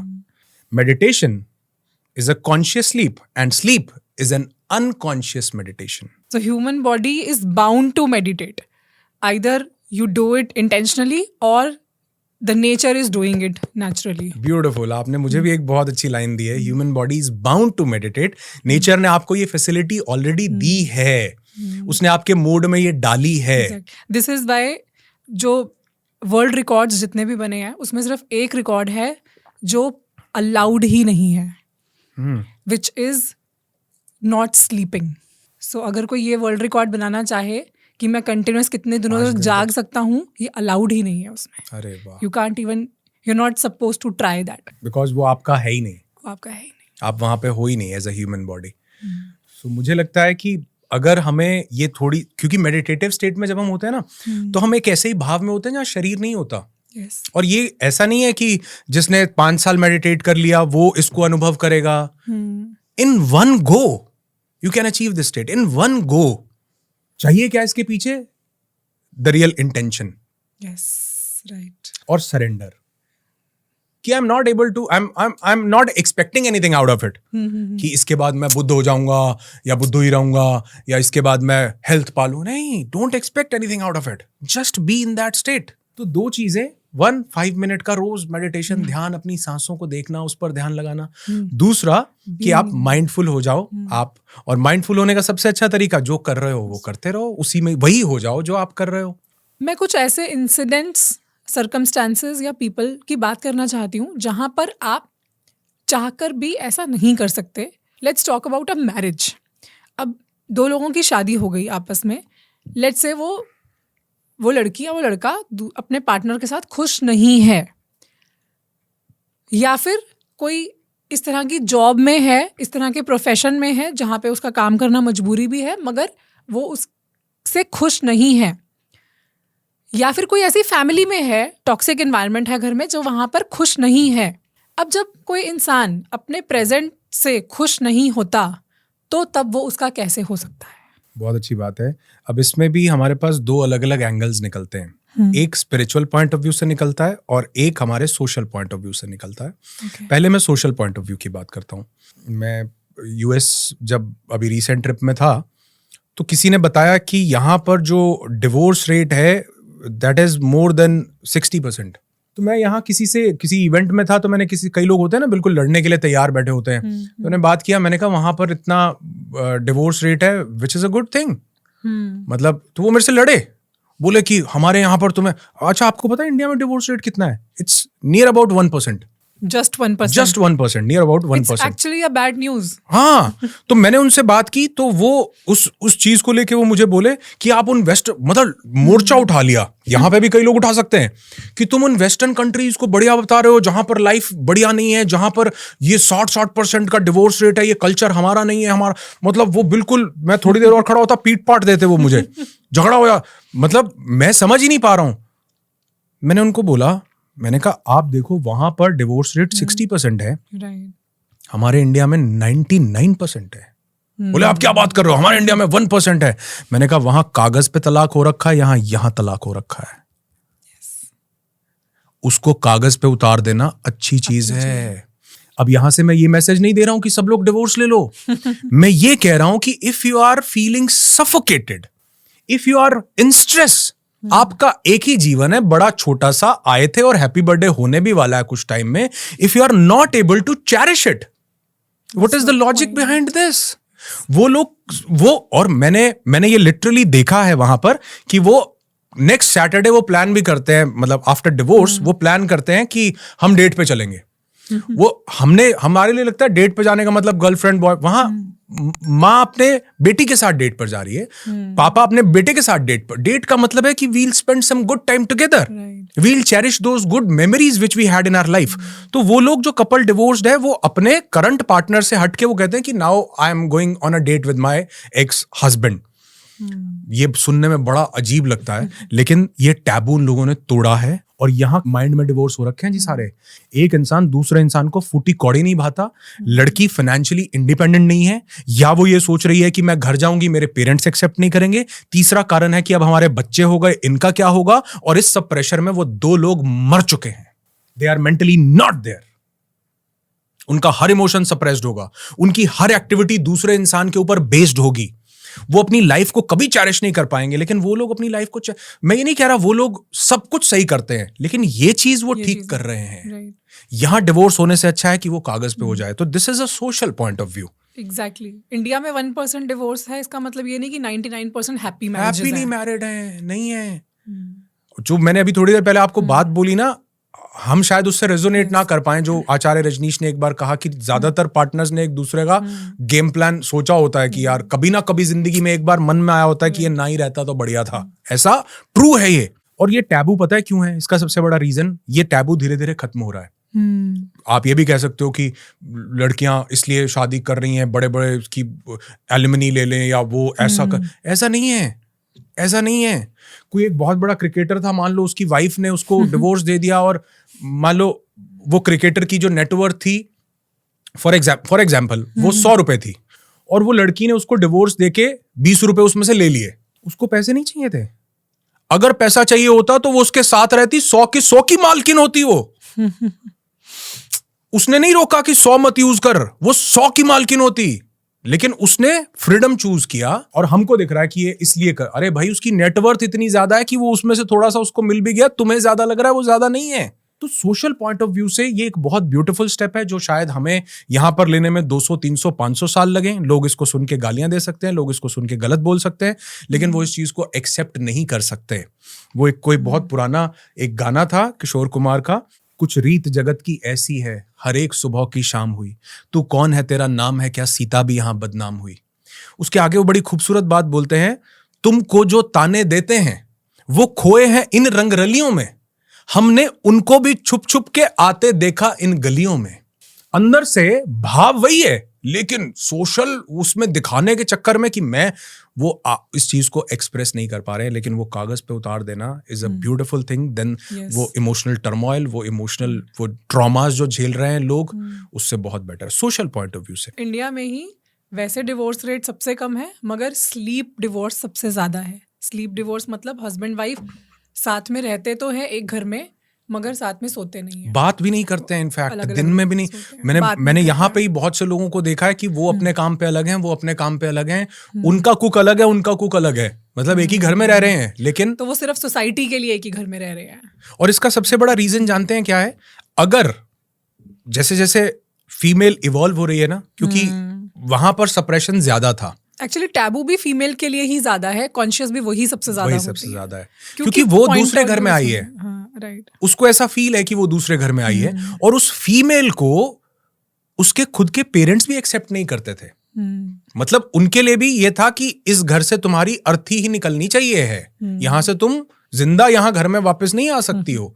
आपकी बेटी है, आपने पैदा की, तो मैं इसलिए सब लोगों को बोलता हूं कि अपनी बेटी को सबसे पहले तो फाइनेंशियली इंडिपेंडेंट बनाओ। मेरी 2 बेटियां हैं, मैं बोलता हूं उनको कुछ सिखाओ ना सिखाओ, उनको सबसे पहले फाइनेंशियली इंडिपेंडेंट बनाओ, फिर उसके बाद उनको वैल्यूज दो, उनको सब चीज। मैं उससे डिनाई नहीं कर रहा हूं, लेकिन कल को उनके साथ कुछ भी गलत होता है तो वो अपने पेरेंट्स का मुंह ना देखें, सोसाइटी को ना देखें, वो अपने लिए स्टैंड ले सकें। That is the most important thing. तो मुझे लगता है कि ये चीजें धीरे धीरे हम आगे बढ़ रहे हैं, अच्छी तरफ भी बढ़ रहे हैं, बुरी तरफ भी बढ़ रहे हैं। सोशल पॉइंट ऑफ व्यू से this is a very beautiful thing, लेकिन स्पिरिचुअल पॉइंट ऑफ व्यू से अगर हम देखें, हमारी लाइफ में कोई भी व्यक्ति इसलिए आता है कि वो हमारी सोल को इवॉल्व कर सके, हमें कुछ सिखा सके। जैसे अभी हम ऑफ द कैमरा बात कर रहे थे कि मेरा पर्सनल नोशन है कि हम यहाँ पर इसलिए आए हैं कि हमें कुछ, कि तुम मेरी लाइफ में ये रोल प्ले करना, तुम मेरी लाइफ में ये करना, तुम मुझे धोखा देना, तुम मुझे चीट करना, ये सब प्री डिसाइडेड है। हाँ, मतलब ऐसा मैं नहीं बोल, मतलब ये नहीं कह रहा हूँ कहीं लिखा है, मैं पहली बार ऐसा बोल रहा हूँ। नहीं तो मैं हर चीज में मेरे पास रेफरेंस है। मैं ये बोल रहा हूँ कि ऐसा मुझे लगता है कि हम लोगों को कुछ इवॉल्व करने के लिए, कुछ लर्निंग्स के लिए अर्थ एक स्कूल था, यहां हमें सीखने के लिए भेजा गया था कि तुम सीखोगे, और उस सीखने में रोल्स डिसाइड किए गए कि तुम इसको ये सिखाओगे। तुम अब सिखाना कैसे होगा? सिखाना तो टफ कंडीशन में ही होगा। हमारे बच्चे, मतलब आजकल जो हम बच्चों को इतनी ज्यादा पैम्पर करते हैं, पेरेंटिंग इतनी ज्यादा वो हो गई है, हैवी पैम्परिंग, उसमें बच्चा चूजा बन जाता है। वो लाइफ में इतनी सी भी टफ सिचुएशन को फेस नहीं कर पा रहा क्योंकि बचपन से उसको स्पून फीडिंग की गई है। अगर आप उस बच्चे को टफ सिचुएशन देते हो तो वो आपसे भी ज्यादा स्ट्रांग होके निकलता है। टफ सिचुएशन का मतलब ये नहीं है कि उसको फैसिलिटीज नहीं दो, लेकिन उसको थोड़ा थोड़ा एक्सपोजर दो। ठीक वैसे ही हमें यहां एक्सपोजर के लिए भेजा गया और रोल्स डिसाइड किए गए, तुम इसका हस्बैंड, तुम इसका दोस्त, तुम इसका बिजनेस पार्टनर जो धोखा दे। तो ऐसा मुझे लगता है वो इसलिए था ताकि मैं यहां से लर्निंग लूं। अब जब तक मुझे लर्निंग नहीं मिलती, दिस इज वेरी इंपॉर्टेंट, जब तक मुझे लर्निंग नहीं मिलती तब तक वो सिचुएशन मेरी जिंदगी में बार बार आती रहेगी। अगर मैं 10th क्लास में फेल हो गया तो मैं 11th में जा पाऊंगा क्या? बिल्कुल भी नहीं। लेकिन अगर मैंने 10th पास कर ली तो माय नेक्स्ट स्टेप इज कि मैं 11th क्लास में जाके बैठूंगा। एक लड़की मेरे पास आई, बोली सर इस इंसान ने मुझे 5 बार धोखा दिया है। मैंने कहा उसने एक ही बार दिया है, बाकी 4 बार आपने लिया है। पहले के बाद आपको ये सिचुएशन इसलिए मिली थी कि आपको लर्निंग मिले कि ऐसे व्यक्ति पर ट्रस्ट नहीं करना दोबारा। अलाउ किया, आपने फिर से अलाउ किया। तो जब तक आप वहां से लर्निंग नहीं लोगे तब तक ये धोखा मिलता रहेगा। इसके पीछे की एनालॉजी देखो कि धोखा इसलिए मिल रहा है कि आप लर्निंग ले सको, लर्निंग ले सको। और जिस दिन आपको लर्निंग वहां से मिल जाती है, क्या वो इंसान आपको धोखा दे सकता है दोबारा? कभी भी नहीं, कभी भी नहीं। यानी वो इंसान मेरी लाइफ में किस लिए आया? धोखा देने नहीं, लर्निंग देने। उसका मीडियम था धोखा। जैसे बुखार is not a disease, it's a symptom. Root कहीं अंदर है, कोई बैक्टीरियल इन्फेक्शन है, कोई वायरल है, कोई वायरस अटैक किया या कोई और कॉज है। बुखार तो हमारी इम्यूनिटी उस इन्फेक्शन से लड़ रही है तो वो हीट जनरेट कर रही है। वैसे ही वो धोखा जो है ये तो सिम्टम है। रूट कॉज था लर्निंग, जो कि धोखे के बिना मिलनी मुश्किल थी। आप किसी इंसान को कितना सिखा लो कि भैया ये काम गलत काम, अरे सिगरेट के पैकेट के ऊपर लिखा हुआ है कि this is injurious to health, इतना मीठा खाना आपके लिए ठीक नहीं है, ये आपको पता है। लेकिन एक बार HbA1c वो 6.8 आ जाए, आप लर्निंग मिल गई जी। अब मतलब आपके डायबिटीज का मार्क ऊपर हुआ, अब आपको लर्निंग मिल गई। अब आपने वहां से क्या लिया? विजडम। क्या अब आप वहां से पेन लोगे? नहीं, अब आप वहां से विजडम लोगे। ठीक वैसे ही वो जो सिचुएशन, वो पर्सन, वो मेरा लाइफ पार्टनर, वो मेरी लाइफ में ना कुछ लर्निंग देने के लिए आया। एक्चुअली वो मुझे ही फाइन ट्यून करने के लिए आया है। लेकिन ये कौन समझ पाता है? जो स्पिरिचुअली जैसे हम अभी थोड़ी देर पहले बात कर रहे थे ना, जिसकी एनर्जीज उस लेवल पे है, कि जो व्यक्ति थोड़ा इवॉल्व्ड है, जो ओल्ड सोल है, जो एनर्जीज के लेवल पर थोड़ा सा काम करता है, वो न सिर्फ खुद को बदलता है, वो अपने लाइफ पार्टनर, अपने आसपास के लोगों को। और the map of consciousness explained में डेविड हॉकिंस ने जब ये एक्सपेरिमेंट किए तो उन्होंने देखा कि जिस व्यक्ति की एनर्जीज 700 के आसपास होती हैं, वो अपने आसपास के 2 लाख लोगों तक को प्रभावित कर सकता है। 2 लाख लोगों तक को। आप देखो ना, आपने कभी एक शुरुआत की होगी कि एक छोटा सा चैनल बनाया, आपको एक चेतना आई कि मुझे लोगों की हेल्थ के लिए, मुझे वेलनेस के लिए काम करना है। आपने कितने लोगों की लाइफ में ट्रांसफॉर्मेशन लाया होगा? कितने लोगों की लाइफ आपके थ्रू ब्यूटीफाई हुई होगी? आपके वेलनेस के दिए हुए मंत्रास या लोगों के जो चैलेंजेस हैं वो कितने रिजॉल्व हुए होंगे? एक व्यक्ति इवॉल्व हुआ, उसने बहुत लोगों के ऊपर इंपैक्ट डाला। वैसे ही एक रिलेशनशिप में जो 2 लोग हैं, एक भी इवॉल्व होना तो वो दूसरे को भी सहारा देके ऊपर खींच लेता है, अगर उसकी चेतना का स्तर ऊपर है तो। मैं बहुत हद तक इससे अग्री करती हूँ। मैं 100% नहीं बोल रही क्योंकि मेरा एक क्वेश्चन है, उसके बाद वो भी कर जाऊंगी। आई 100% अग्री टू द फैक्ट कि हमारे साथ जो भी इंसिडेंट होता है वो किसी रीजन से होता है। फॉर एग्जाम्पल मेरी जो ये जर्नी थी, ये पॉडकास्ट शुरू करने की, ये चैनल बनाने की हेल्थ के बारे में, वो इसीलिए थी क्योंकि मैंने एक बार अपना पर्सनल हेल्थ चैलेंज फेस किया।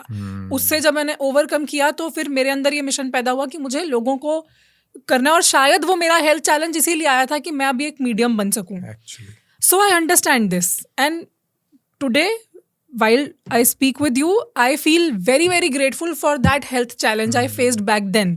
वो नहीं हुआ होता तो आज ये नहीं हो रहा होता. That is the reason you are here today. Yes, that is the reason. तो उस टाइम चाहे मैं जितना मर्जी इरिटेटेड थी, किलस रही थी, दुख में थी, समझ नहीं आ रहा था, but now I feel grateful. I understand this science. But जो आपने अभी बात की ना कि ये लेसन्स होते हैं, या जो हमने एक रिलेशनशिप का एग्जाम्पल दिया कि यूनिवर्स चाहता है कि हम एक लेसन सीखें, और जब हम वो लेसन सीख जाते हैं तो हम लाइफ में आगे बढ़ जाते हैं. क्या ज़रूरत है इन लेसन्स की? और कौन डिसाइड कर रहा है कि किसको कौन से लेसन्स की ज़रूरत है? क्या फ़र्क है, 2 बच्चे पैदा हुए, एक को एक लेसन की ज़रूरत पड़ रही है, दूसरे को उस लेसन की ज़रूरत नहीं पड़ रही। वो अनफॉर्चुनेट है और या फिर लेस अनफॉर्चुनेट है और ये बच्चा बहुत फॉर्चुनेट है। इसको इस लेसन की ज़रूरत है, ये किसने डिसाइड किया? क्यों ये फॉर्चुनेट नहीं था और क्यों इसको उस लेसन की ज़रूरत पड़ी? ये भी तो ऐसे ही फॉर्चुनेट पैदा हो सकता था और उसको उस लेसन की ज़रूरत होती ना। वो एक ऑलरेडी अच्छे घर में पैदा होता, उसका एक अच्छा रिलेशनशिप होता, अच्छी जॉब होती, जैसे कभी किसी और की भी होती है। So who is deciding that what lesson needs to be taught to whom and why? अगर मेरे साथ कुछ बुरा इंसिडेंट होता है तो भाई मेरे को ही क्यों चुना इस लेसन के लिए? किसी और को चुन लिया होता। ये माइंड में आता है। Of course everybody is learning their own lessons, I understand that, but when we are in that situation it's hard to understand and accept that why is it just happening with me, why me? इस question का सबसे पहला answer तो यही निकलता है कि जब हम ये बोलते हैं ना व्हाई मी, तो you are not the only one who is suffering. हम सब, including you, including me, we all are here to take those lessons, learning their own lessons. किसी को अभी जैसे आपने बोला ना कि वो फिर अच्छे घर में पैदा होता, आई हैव सीन पीपल जो अच्छे घर में पैदा हुए, they have multiple challenges in their life. अच्छे घर से मतलब है कि फाइनेंशियली वेल ऑफ होता. मतलब आप इंडिया के सबसे अमीर आदमी के घर में ही देख लो, कोई बच्चा होगा तो उसको भी कोई ना कोई चैलेंज होगा. तो हम ये नहीं कह सकते कि वो अच्छे घर में पैदा हो गया. उसकी लाइफ का वो पार्ट शायद सॉर्टेड है जो पार्ट मेरा डिसरप्टेड है. राइट. लेकिन जो मेरा सॉर्टेड है वो उसका डिसरप्टेड है. ये है, मैं इसको अग्री कर रही हूँ. मैं ये नहीं कह रही कि सारी प्रॉब्लम्स एक ही की लाइफ में होती हैं, दूसरे की लाइफ में, उसकी लाइफ में उसकी प्रॉब्लम है. सो अंबानी के बेटे की अपनी प्रॉब्लम्स हैं और कोई अगर मेरे घर में जो काम करने आती है उसके बेटे की अपनी प्रॉब्लम्स हैं. I understand that, but who is deciding what? अब हम तो एक दूसरे को देखकर ही लोगों को वो सारे all the jealousies and comparisons होते हैं ना कि ये उसमें फॉर्चुनेट है. मतलब मैं ये सिर्फ ये समझना चाह रही हूँ कि is there a relation with your past life और व्हाट? हु इज डिसाइडिंग कि मेरे को क्या लेसन सीखना है? मुझे नहीं है ज़रूरत, मेरे को इंटरेस्ट ही नहीं है, ये मुझे दूसरा लेसन सिखा दो भाई. अब कोई इंसान, मैं एक छोटा सा और एग्जांपल देती हूँ, कोई हेल्थ चैलेंज से डील कर रहा है, वो हॉस्पिटल बेड पे है और उसको शायद उस टाइम पे सिर्फ यही हो कि मुझे ही क्यों ये लेसन मिल रहा है, और भी तो प्रॉब्लम्स हैं, मुझे कोई और प्रॉब्लम दे दो, मैं वहाँ डील कर लूँगा. मैं यहाँ पे ठीक से खाना नहीं खा पा रहा हूँ, पानी नहीं पी पा रहा हूँ, मैं अपने परिवार वालों के साथ बैठ नहीं पा रहा हूँ, तो वहाँ पर वो बहुत ज़्यादा अनफॉर्चुनेट फील करता है. अब ये जो एक लेसन सिखा रहा है इसको, इस इंसान को यूनिवर्स, वो एक अलग ही लेवल, मतलब वो एक अलग नेचर है उस लेसन का, और शायद काफी हद तक उसका कंट्रोल भी नहीं है उन लेसन्स पे. वो क्या कर लेगा इस सिचुएशन में? आई नो ये लेसन होगा, कुछ ना कुछ कारण होगा, शायद 2 साल बाद पता चले, व्हाटएवर, बट अभी उसमें क्या गलती है? हाँ, अभी हम ये देखें कि वो जो उस बेड पे है उसके लिए वो लेसन नहीं है. वो डेस्टिनी है. नहीं, उसके लिए वो लेसन नहीं है, उसके लिए वो लेसन होगा 2 साल के बाद. और जैसे कई लोग बोलते हैं ना कि ये लाइफ में ये बड़े चैलेंजेस आए, ये बड़े चैलेंजेस आए, उसकी इस डिजीज से डेथ हो गई, उसकी इस डिजीज से डेथ हो गई, वो एक्सीडेंट में मारा गया, वो ऐसे हो गया. You know what is the biggest disease in life? Death के लिए सबसे बड़ा कारण जानते हैं क्या? पूरी दुनिया में डेथ के लिए हम बोलते हैं कि pneumonia is the number 1 cause, heart attack, cardiovascular disease is the second cause, cancer is the third cause. हम ऐसा बोलते हैं, ऐसा WHO रिपोर्ट देता है कि ये सबसे बड़ा कारण है डेथ का. लेकिन सबसे बड़ा कारण डेथ का है life. Birth is the biggest cause. हम आए हैं तो जाना ही पड़ेगा. हम इमॉर्टल नहीं हैं. तो अगर आप देखो कि डेथ कॉज करने का सबसे बड़ी रिस्पॉन्सिबिलिटी किसकी थी? बर्थ की. बर्थ ही ना होता तो डेथ ही ना होती, किसी की भी ना होती. होनी सबकी है. हम सब एक शॉर्टर पीरियड ऑफ टाइम के लिए इस अर्थ पे आए हैं, और ये डिसाइड कौन कर रहा है कि मैं कौन से चैलेंजेस फेस करूंगा? ये मेरा अपना कर्म कर रहा है, जिसको उपनिषद में बोला गया संचित कर्म. श्री कृष्ण मानव रूप में यहां पर आए. वो इकलौते ऐसे व्यक्ति माने जाते हैं जिन्होंने हर जगह पर अपनी कला दिखाई. मैनेजमेंट में, वो श्रूडनेस में, है ना, वो क्या बोलते हैं उसको, चमत्कारों में. मतलब श्री राम ने कभी चमत्कार नहीं दिखाए. He was a normal human being. लेकिन श्री कृष्ण तो कहीं पर भी चक्र उठाकर खड़े हो जाते थे कि चलो अब शिशुपाल तुम्हारा गला मैं काटता हूं, मेरे पास दिव्य. वो श्री कृष्ण जब अपने जीवन के अंत समय में थे, वो पार्क में या किसी जगह पर बैठे हुए हैं, उनके पांव के ऊपर पांव रख के बैठे हुए हैं और अपनी बांसुरी बजा रहे हैं. और वहां से एक भील जो पेड़ के पीछे से छुप के, उनके श्री कृष्ण के पांव में मणि थी, ऐसा कहा जाता है। वो मणि को देख रहा है और उसको लग रहा है कि ये कोई हिरन की आंख है, तो वो उस हिरन की आंख में तीर लगाता है हिरन को मारने के लिए। लेकिन वो लगता है श्री कृष्ण को, और श्री कृष्ण, तो वो भील पास आता है कि मैंने हिरन मारा, पास आके देखता है तो श्री कृष्ण है। वो हाथ जोड़ के वो रोने लगता है, बिलखने लगता है। वो कहता है प्रभु मुझे पता नहीं था कि ये आप हो, मुझसे ये गलती हो जाएगी। मतलब कितना बड़ा लेसन उसको सीख, देखो मुझसे गलती हो जाएगी कि मुझे श्री कृष्ण को, मेरे को माफ कर दो। वो कहते हैं कोई जरूरी नहीं है, कोई जरूरत नहीं है, पिछले जन्म में मैंने तुझे ऐसे मारा था। वो भील जो था वो पिछले जन्म में बाली था, श्री कृष्ण राम थे। वो बोले पेड़ के पीछे छुप के मैंने ये कृत्य किया था, वो मेरे पास वापस आना था। और अब जब ये वापस आ गया है तो अब मैं भी तुझसे क्षमा मांगता हूं, तू भी मुझसे क्षमा मांगता है। हम इस चीज को यहां पर खत्म करते हैं। एक बहुत बड़ी स्पिरिचुअल टीचर है, वो बहुत अच्छी बात बोलती हैं। वो कहती है मेरे हाथ में एक बॉल है, मैंने ये बॉल आपकी तरफ फेंकी, आपको मारी, अब आपको लगी, अब आप वापस मुझे मारोगे।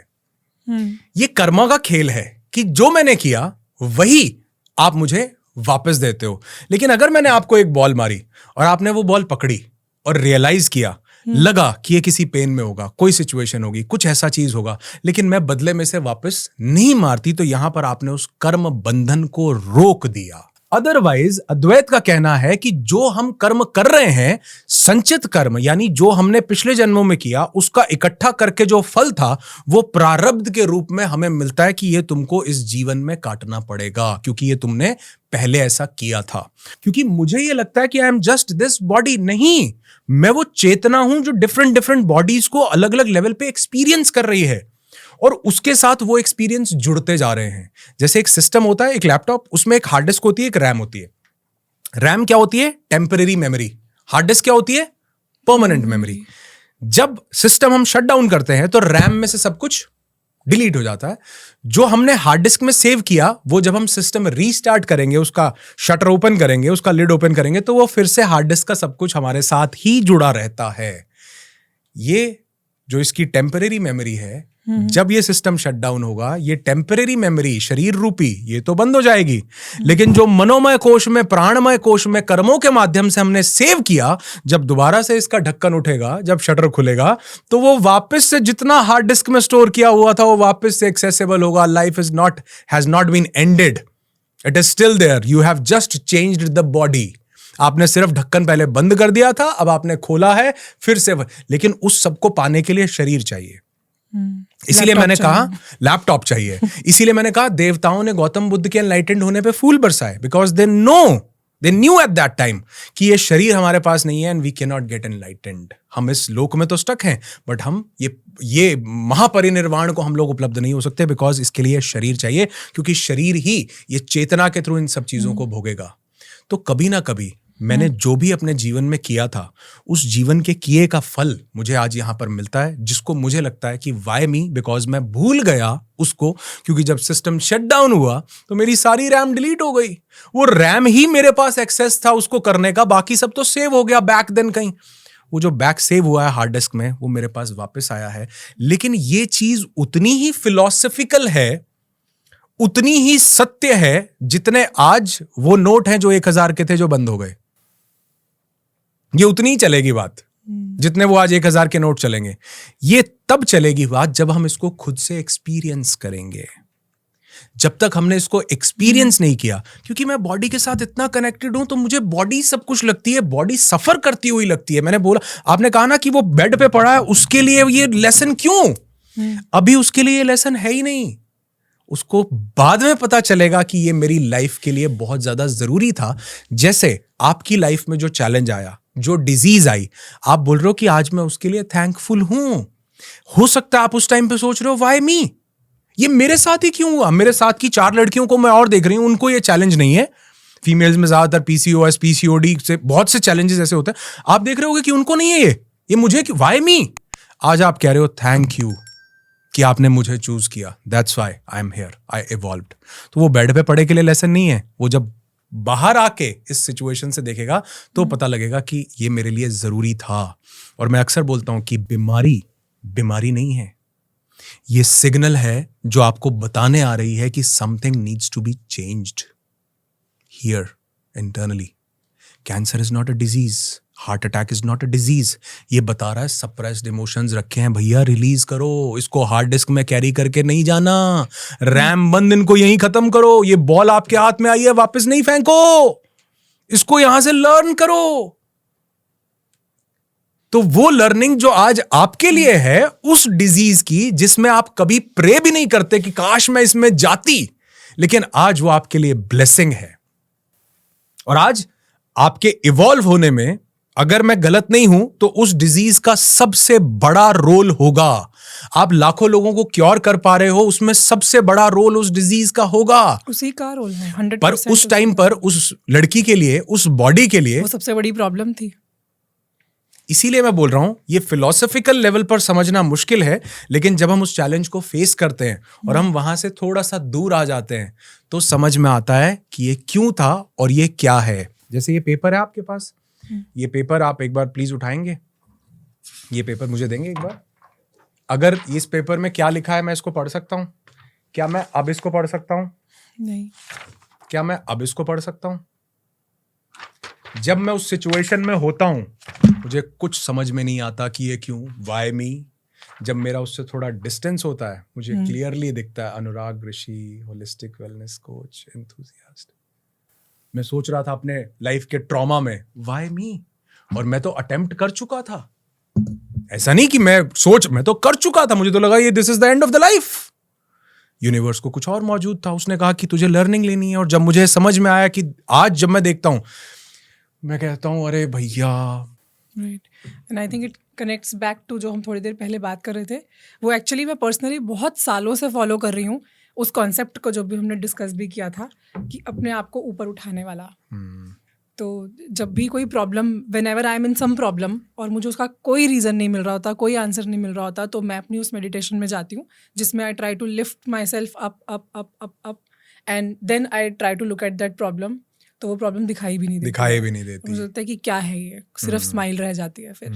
तो ये जो अभी आपने एक एग्जाम्पल के थ्रू बताया, आई थिंक वही है, lift your self up and then it will be just nothing. And what is the way to do that? There is only one way and that is meditation. Yes. आप present moment में आए, क्योंकि वही आपको past और future से disconnect करेगा, वही आपको पेन और विजडम से डिस्कनेक्ट करेगा. वो आपको एक इंसाइट देगा so that you can see clearly कि व्हाट हैज हैपेंड और मुझे इसके बाद क्या चेंज लेके आना है अपने अंदर. So I think it brings back to mindfulness, being in that state so that you can hold that ball and not throw it back. मैं इस एनोलॉजी को हमेशा याद रखूंगी ताकि मुझे ये कॉन्वर्जेशन याद आ जाए अगर कभी भी. So you can also may be, ये आपका एक टेक अवे हो सकता है सबका, कि जब भी लाइफ में कुछ बुरा इंसिडेंट, कुछ भी ऐसा हो रहा हो जो अनफेवरेबल लगे उस वक्त, तो शायद हम सिर्फ ये सोच लें कि अभी बॉल मेरे कोर्ट में है और मुझे वापस नहीं फेंकनी है. So beautiful. एक व्यक्ति की स्टोरी याद आती है. वो मर रहे थे, तो मरते हुए उनके 5 बेटे थे, तो 4 को उन्होंने प्रॉपर्टी वगैरह सब कुछ दिया, 5वें को बुलाया, उसको प्रॉपर्टी नहीं दी. वो बहुत नाराज था कि मुझे प्रॉपर्टी नहीं मिली, मुझे कुछ नहीं दिया तुमने. उसके फादर ने उसको बोला कि बेटे तुमको एक चीज दे के जाता हूँ. उसने कहा क्या? उसने कहा जब भी गुस्सा आए किसी भी चीज पर तो 24 घंटे रिएक्ट मत करना, सिर्फ ये मुझसे सीख लो. वो 4 बेटों को जो जो प्रॉपर्टी दी थी उन्होंने सब वो गवा दी, लेकिन 5वें ने सिर्फ एक लर्निंग ली कि मेरी लाइफ में कोई भी ऐसी सिचुएशन आए तो मैं एकदम से रिएक्ट नहीं करूंगा, मतलब जहां पर पॉसिबल हो सकता है. उस एक लर्निंग ने उसके लिए इतनी बड़ी विजडम बन गई वो कि उसने जिंदगी के हर डिसीजन को बड़ा डिस्टेंस से देखना शुरू किया, पीसफुली. उसने रिएक्शन की जगह रिस्पॉन्स को चुना, और जब उसने रिस्पॉन्स को चुना तो उसने उस सिचुएशन के अराउंड जो 5 चीजें फ्लोट कर रही थी कि अच्छा ये कारण हो सकता है, ये इंसान पता है क्यों बहुत तेजी से भाग करके गया, इसने मुझे क्यों टक्कर लगाई, क्योंकि ये हॉस्पिटल जा रहा था, शायद इसको अपनी मदर के लिए दवाई लेनी थी.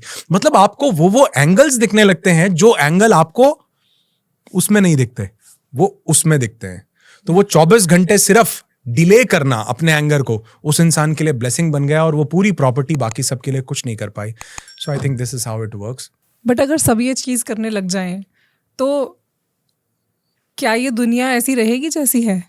हमें इस दुनिया को ऐसा क्यों रखना है जैसी ये है? Okay, so we have found the secret to change the world. Okay. हमें इस दुनिया को, मैं मजाक की एक छोटी सी बात है, ऐसे रखने लायक भी नहीं है. हमें करना भी क्यों है? और हमारी सबसे बड़ी मिस्टेक भी यही है कि हम पूरी जिंदगी हम दूसरों को बदलने पे लगे रहते हैं।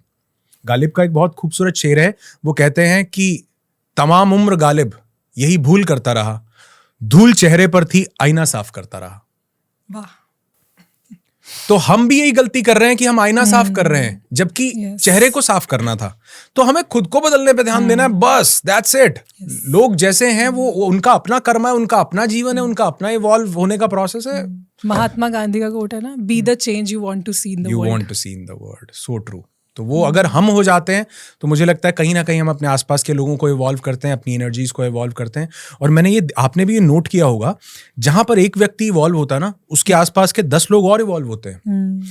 एक इंसान अमीर होता है ना, उसके आसपास के 10 लोग और अमीर होते हैं। एक इंसान बढ़िया गाड़ी लेता है, उसके आसपास के 10 लोग और गाड़ी लेते हैं। क्यों? क्योंकि वो जैसी एनर्जीज में है वो वैसी एनर्जीज ट्रांसमिट करता है और उसके आसपास के लोगों में वो चेंजेस आते हैं। इसीलिए कहा जाता है कि be the average of the 5 people you are spending your time with. You are the average of the 5 people you are spending your time with. क्यों? क्योंकि उसकी एनर्जीज में आप भी इवॉल्व करोगे। ये स्टोरीज मैं रोज सुनती हूँ हमारे प्रोग्राम में, जब कोई एक जने का ट्रांसफॉर्मेशन होती है, वेट लूज होता है या कोई प्रॉब्लम रिवर्स होती है, तो कितनी बार हमारे पास ये फीडबैक आता है कि मेरा तो 10 किलो वेट लूज हुआ ही हुआ, मेरे हस्बैंड का भी वेट लूज हो गया, मेरे बच्चे भी अब अच्छा खाने लग गए हैं, मेरे घर में एनवायरनमेंट ही ऐसा हो गया है। तो पूरी फैमिली में ही वो एक चेंज, हैबिट में चेंज आना शुरू हो जाता है। सो अगर हम वो चेंज लेकर आते हैं तो धीरे धीरे हमारे आसपास के लोग, and then the city, the country and everybody will evolve. So true. अब मैं बात करना चाहती हूँ हीलिंग के बारे में। कोई पुराना ट्रॉमा अगर अनहील्ड रह जाए, कोई ग्रीफ रह जाए, तो उसका असर अभी भी हमारी बॉडी पे होता है, जिसकी वजह से बहुत सारी फिजिकल एलिमेंट्स हो सकती हैं, बीमारियां हो सकती हैं। अब अगर कोई अपने उन पुराने ट्रॉमास को हील करना चाहे तो अभी वो कैसे कर सकते हैं? जैसे मैं कई बार बोलता हूं कि अगर मान लो एक कार खराब हो रही है तो हमको कार के उस मैकेनिकल पार्ट को, उस पुर्जे को हमको ठीक करने की जरूरत है, बिकॉज वो सिर्फ फिजिकल पार्ट ही है। बट अगर ह्यूमन बीइंग की लाइफ में कुछ गड़बड़ हो रहा है तो physical thing is just a symptom. मतलब हमारे शरीर में, हमारी लाइफ में, हमारे रूटीन में, आसपास में जो भी कुछ हो रहा है, ये तो सिर्फ एक संकेत मात्र है। हो कहाँ रहा है सब कुछ? एनर्जी बॉडी में और मेंटल बॉडी। हमारी body it's a chemical machine, it's a protein producing machine. हर एक सेल अपना प्रोटीन प्रोड्यूस कर रहा है और हर एक ग्लैंड अपना केमिकल प्रोड्यूस कर रहा है। कॉर्टिसोल कौन प्रोड्यूस कर रहा है? Adrenal gland. एड्रेनलिन कौन प्रोड्यूस कर रहा है? Adrenal gland. Pineal gland melatonin release कर रहा है, सेरोटोनिन रिलीज कर रहा है। हमारा हर एक ग्लैंड कुछ ना कुछ केमिकल रिलीज कर रहा है। ये किस बेसिस पर कर रहा है? ये कर रहा है थॉट्स, इमोशंस और फीलिंग्स के बेसिस पर। जैसे I was giving you an example कि इसको देखकर अगर मेरे मुंह में पानी आता है, मेरे salivary glands which are located here, अगर मेरे स्लाइवरी ग्लैंड्स को मैं सिग्नल दूं कि खट्टे के बारे में, नींबू, चटकारा, चटनी, टिक्की, चाट, पापड़ी, दही, भल्ला, मुंह में पानी आ जाता है। वो फिजिकली हमारे पास चीज नहीं है, बट मैंने उसका इमोशन और उसकी फीलिंग ली तो मेरे ग्लैंड ने रिएक्ट करना शुरू किया। ठीक वैसे ही हमारे पास यहाँ पर लैक्रिमल ग्लैंड्स होते हैं आंखों के पास। अगर आप प्याज काट रहे हो, आंखों में पानी आता है, लेकिन अगर आप किसी चीज के बारे में इमोशनल हो रहे हो तो भी आंखों में पानी आता है। इसको किसने सिग्नल दिया? आपके लैक्रिमल ग्लैंड्स को, हमारे थॉट्स ने। तो ये सिर्फ लैक्रिमल और हमारे स्लाइवरी ग्लैंड्स का रोल नहीं है। हमारे यहां से शुरू होके pineal gland, pituitary gland, thyroid gland, thymus gland, adrenal gland, reproductive glands, नीचे से लेके ऊपर तक हर gland is associated with a chakra, जिसको हम लोग एनर्जी सेंटर बोलते हैं। स्पेशली फीमेल्स को प्रेगनेंसी के टाइम थायराइड इश्यूज बहुत ज्यादा बढ़ जाते हैं। क्यों? क्योंकि वो समय है जब वो कुछ एक्सप्रेस करना चाहती है पर कर नहीं पा रही है। वो अपनी बात को रखना चाह रही है पर रख नहीं पा रही है। तो सफोकेटिंग योर थॉट्स। तो जहां पर भी वो सफोकेशन फील हो रही है, अगर आपके दिमाग में कोई सफोकेशन फील हो रही है तो वो पिनियल ग्लैंड को अफेक्ट कर सकती है, यहाँ पर हो रही है तो थायराइड को कर सकती है। मतलब हम अपनी बात को नहीं रख पा रहे हैं तो वो बात कहाँ से आती है? हमारे कंठकूप से। This is called कंठकूप।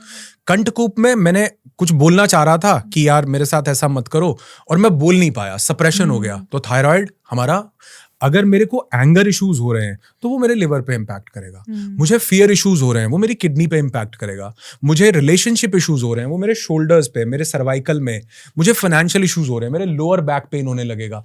तो हर एक इमोशन उसके ग्लैंड से एसोसिएटेड वहां पर उस रीजन में इम्पैक्ट डालता है। If I am having good emotions related to that particular feeling, तो मेरा वो gland happy है, it is releasing beautiful chemicals. जैसे हमारा thymus gland है, which is located here, right in front of our heart. ये हमारी sacrum bone होती है, यहाँ पर located है। ये क्या करता है हमारा thymus gland? ये T cells release करता है। T cells क्या होते हैं? T cells हमारी body के सबसे पहले primary immune response होता है। टी सेल्स जो है ये 3 तरह के होते हैं, टी लिम्फोसाइट, CD4+, CD8+ और मेमोरी टी सेल्स। ये जानते हैं क्या काम करते हैं? ये कैंसर सेल्स को ईट अप करने का काम करते हैं, CD4, CD8 टी सेल्स। अब क्या कैंसर हम सबकी बॉडी में नहीं है? कैंसर सेल्स हम सबकी बॉडी में है, डेली बन रहे हैं और डेली खत्म हो रहे हैं। उनको खत्म कौन कर रहा है? हमारे टी सेल्स, टी लिम्फोसाइट्स। तो जिस व्यक्ति को ये चैलेंज डेवलप हो गया एज अ डिजीज, उसके साथ नया कुछ नहीं हुआ है। उसको ऐसा नहीं कि कैंसर कहीं अलग से पॉपअप हुआ है, हम सबकी बॉडी में कैंसर सेल्स हैं। उसके टी सेल्स ने काम करना बंद कर दिया, वो प्रोड्यूस नहीं हो रहे हैं। अब टी सेल्स कैसे प्रोड्यूस होते हैं? This is the centre of our heart. अगर किसी की आत्मा रोई है, उसकी जिंदगी में लव सप्रेस्ड हो गया है, तो उसका थाइमस ग्लैंड एक्टिवेटेड नहीं है। और हम देखते हैं कि जब किसी इंसान की जिंदगी में मोहब्बत आने लगती है, प्यार आने लगता है, हैप्पीनेस आने लगती है, उसका थाइमस ग्लैंड फिर से काम करना शुरू कर देता है, वो फिर से नॉर्मल स्टेट में आ जाता है। तो इट्स नॉट अबाउट कि सप्रेशन किस चीज का था, इट्स अबाउट कि आपके वो ग्लैंड को काम पर लगाया कैसे जाए। अगर आपको भूख नहीं लग रही है तो सिंपली आपके सलाइवरी ग्लैंड्स को एक्टिवेट करने की जरूरत है, और उसके लिए वो इमोशन देने की जरूरत है। तो ऐसे ही जैसे मैं फीमेल्स की बात कर रहा हूं, वो एक्सप्रेस नहीं कर पा रही हैं बहुत सी चीजें, तो थायराइड ट्रिगर हो रहा है। Right, every emotion is getting stucked. और एक बहुत ब्यूटीफुल बुक है, उसका नाम है the body keeps the score, कि आपके उन इमोशंस का बॉडी के पास स्कोर है, that you are suppressing this emotion, आप इस चीज को रोक रहे हो, वो कहीं ना कहीं बॉडी में दिखती है। और जब हम उसको रिलीज करते हैं बॉडी से, तो बॉडी फिर से बैलेंस में आने लगती है। लेकिन वो बॉडी में स्टोर तो हुए, लेकिन रिलीज करने का काम बॉडी का नहीं था, वो था प्राणमय कोश का और मनोमय कोश का। प्राणमय कोश में 72,000 नाड़ियां हैं और 7 एनर्जी सेंटर्स हैं। तो एनर्जी के लेवल पर और माइंड के लेवल पर जब हम उनको रिलीज करते हैं, तो body is just a reflection of our inner self. और अब तो बोला जा रहा है, आप तो खुद वेलनेस में है, more than 90% diseases are psychosomatic. Stress है, डिप्रेशन है, उसके कारण बॉडी में पता नहीं लोगों को क्या क्या दिक्कतें हो रही हैं। आज लोग बोल रहे हैं मैंने कभी सिगरेट नहीं पी, मैंने शराब नहीं पी, मुझे कैंसर, मुझे heart disease. It's not about कि आप वो गलत काम कर रहे हो। If you are having a suppressed emotion, a childhood trauma, a feeling कि किसी ने मुझे धोखा दिया था, that feeling is doing the same thing जो शायद टबैको भी ना करता या सिगरेट भी ना करती। एग्जैक्टली। और ये बहुत लंबे टाइम तक भी चलता है। कोई पास्ट का ट्रॉमा, कोई चाइल्डहुड मेमोरी आपको इस एज में अफेक्ट कर रही हो सकती है और आपको पता भी नहीं हो सकता। कुछ लोगों को बिंज ईटिंग की आदत होती है, शायद वो कहीं कोई अनहील्ड ट्रॉमा रह गया है, कभी उसको आपने एक्नॉलेज ही नहीं किया, जिसकी वजह से आप आज भी सफ़र कर रहे हो। स्पेशली ओबेसिटी का जो सेंट्रल ओबेसिटी है, मैक्सिमम टाइम उसका जो रीज़न है वो इस तरह का कोई अनहील्ड ट्रॉमा ही होता है। नहीं तो 2 लोगों की डाइट सेम होती है, मेटाबॉलिज्म सेम क्यों नहीं होता, ऑर्गन सेम है, फंक्शनिंग सेम है, तो एक का ज़्यादा फास्ट काम कर रहा है, एक का स्लो काम कर रहा है। Sometimes it is because of the mind body connection which we never acknowledge. कई बार ट्विन्स का नहीं होता, एग्जैक्टली सेम जीन्स हैं, सेम वो हैं, लेकिन आप उनकी लाइफ देखोगे इट्स कंप्लीटली डिफरेंट। मैं जब डॉक्टर के पास गया, मुझे गॉल ब्लैडर का इशू हुआ, तो उन्होंने बोला है तो सर्जरी करनी पड़ेगी, गॉल ब्लैडर रिमूव कर। मैंने कहा ठीक है, लेकिन मुझे ये बताओ कि ये हुआ क्यों। अच्छा, ये मेरा पूछने का अधिकार है। वो बोले उसका क्या करोगे। मतलब मैं कंडेम नहीं करता हूँ, मेरा वो जरूरी था सर्जरी करना, लेकिन मैं पूछता हूँ ये हुआ क्यों। क्योंकि अगर आप आज मुझे नहीं बताओगे, कल को किडनी में स्टोन होगा, कल को कहीं और स्टोन, तो क्या मैं सर्जरी करवाता रहूंगा। रूट कॉज क्या है, रूट कॉज क्या है, मैं उसके ऊपर काम करूँ ना। और फिर जब मैंने ये सब चीजें पढ़ी तो पता चला रूट कॉज तो सिर्फ इमोशंस और एनर्जीज में स्टक है, कहीं ना कहीं सप्रेस्ड इमोशंस हैं, चाइल्डहुड ट्रॉमास हैं, मेरे पास सेल्फ लव की कमी है, मैं अपनी लाइफ के फ्लो को एक्सेप्ट नहीं कर पाया। ये बहुत सी चीजें हैं जो कहीं ना कहीं स्टोर्ड है। हम उस सिचुएशन को चेंज नहीं कर सकते, हम उस मेमोरी को इरेज नहीं कर सकते, अभी हमारे पास ये टेक्नोलॉजी नहीं है, लेकिन हम उस सिचुएशन के मीनिंग को बदल सकते हैं। वो लड़की को वो इंसान 5 बार क्यों धोखा दे पाया, क्योंकि इमोशंस अभी भी अटैच थे, तो वो पेन अभी भी था। जैसे ही इमोशनली इवॉल्व हुआ, तो अब वो विजडम बन गया। तो हम सबके साथ जीवन में ऐसा कुछ ना कुछ हुआ होता है, और इसका सबसे ब्यूटीफुल, सबसे अच्छा तरीका है विजुअलाइजेशन। ओके कि वो जो इंसिडेंट्स हमारे साथ हुआ था हम उसके मीनिंग को चेंज करें, कि उस समय जो भी इंसिडेंट्स था उस इंसिडेंट्स को आज मैं फिर से रीलिव करूं अपने मेंटली अपने मेंटल मूवी टेक्निक से या विजुअलाइजेशन से मैं उसको फिर से रीलिव करूं, और उस इंसिडेंट्स के बाद जो भी पेन, जो भी चैलेंजेस या जो भी लाइफ में दिक्कत परेशानी मैंने फेस की, उसके मीनिंग को अब मैं एक नया एसोसिएशन दूं। कहां पे? यहां पे। और ये कंप्लीटली मेरे हाथ में है। तो मैं लोगों को बोलता हूं कि आपकी लाइफ में बहुत सारे, इसको हम लोग बोलते हैं कटिंग द कॉर्ड। आपकी लाइफ में बहुत सारी ऐसी चीजें होंगी जिनको आपने पकड़ रखा होगा। हाँ, पकड़ रखा है। अब वो क्या क्या है? सर, मेरे पास ग्रीफ है, मेरे पास सॉरो है, मेरे पास गिल्ट है, मेरे पास पास्ट लाइफ ट्रॉमास हैं, मेरे पास ये n number of things are there. मैंने विजुअलाइज किया कि मेरे आसपास 10 स्टोन्स रखे हुए हैं। एक स्टोन पे क्या है? सर, मेरे पास एक बचपन में इमोशनल अब्यूज है, लिखो इसके ऊपर। अच्छा, इसके ऊपर क्या है? कि मेरे साथ किसी ने धोखा दिया था, लिखो। ये मैं सेल्फ लव नहीं कर पाई थी, लिखो कि मैं सेल्फ लव नहीं कर, ये मैंने खुद को सेल्फ सैबोटैज किया। There are 10 stones around you. उन 10 के ऊपर, 5 के ऊपर, जो भी आपको लाइफ में आपने जो इमोशनल जिन्होंने आपको होल्ड किया हुआ उनको लिखो। लिख दिया सर। अब आप देखो कि इन इमोशंस ने आपको पकड़ा हुआ है, तो वो जो स्टोन है उससे कॉर्ड निकल के आ रही है और वो कॉर्ड आपके चारों तरफ बंधी हुई है। तो उन पत्थरों ने भी आपको पकड़ा हुआ है और आपकी बॉडी भी उसके वेट से नीचे जा रही है। देखो, इमेजिनेशन में जा रही है। हाँ, जा रही है सर। देखो, जा रही है। हाँ, कितना वेट है सर? बहुत वेट है सर, बहुत भारी लग रहा है सर, बहुत भारी। जब आप विजुअलाइजेशन कर रहे होते हो, ये कमांड्स दे रहे होते हो, लोगों को लगता है दिस इज रियल। फिर मैं कहता हूं, अब आप देखो कि आपका सबसे बड़ा ट्रस्ट किस में है? भगवान, वाहिगुरु, खुदा, गॉड, शिव शंभू शंकर महादेव, हनुमान जी, गणपति बप्पा। उनको बहुत ऊपर देखो। देख पा रहे हो? बोलते हैं हाँ, देख पा रहे हैं। देखो उनसे क्या ब्यूटीफुल लाइट आ रही है। बिल्कुल आ रही है। अब देखो कि इनकी ब्लेसिंग से आपके पास एक गोल्डन कलर की स्वॉर्ड आ गई है।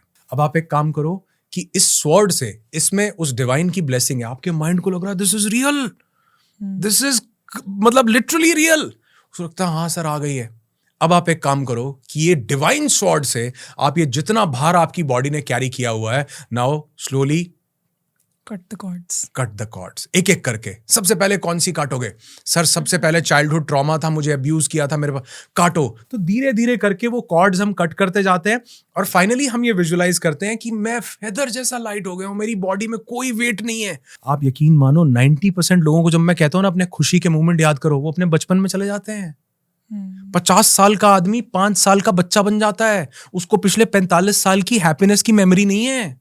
तो मैं कहता हूं, अब वो जो आपकी लाइफ का सबसे हैप्पीनेस का मोमेंट है उसको याद करो। कहते हैं हाँ सर, याद किया।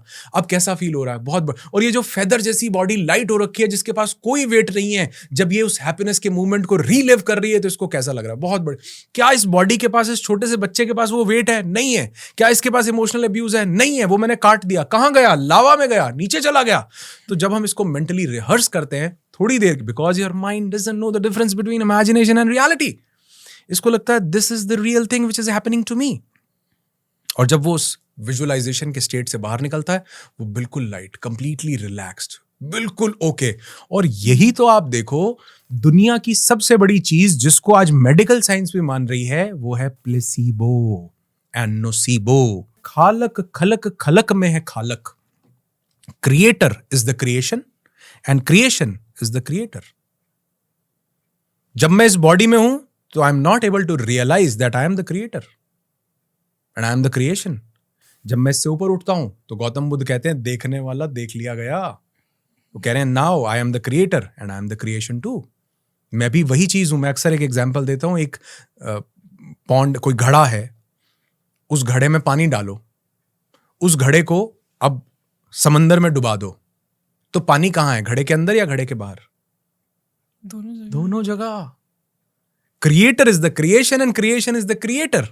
सिर्फ रियलाइजेशन 3D 4D 5D सिर्फ मेरी चेतना का स्तर है। स्वर्ग और नर्क सिर्फ मेरे आभास करने की एक फीलिंग की स्टेट है। मेरे मन का हुआ तो स्वर्ग, मेरे मन का ना हुआ तो नर्क। मेरे जीवन में जो भी बुरा हो रहा है, मैं कहता हूं मेरा जीवन तो नर्क है। क्यों है? क्योंकि मेरे मन का नहीं हो रहा। अगर मेरे मन का हो तो मैं कहूंगा मेरी जिंदगी स्वर्ग जैसी है। ये मैटर नहीं करता कि मैं 5 करोड़ कमाता हूं या 5,000 कमाता हूं। 5,000 कमाने वाले के भी अगर मन का हो रहा है, वो स्वर्ग में है।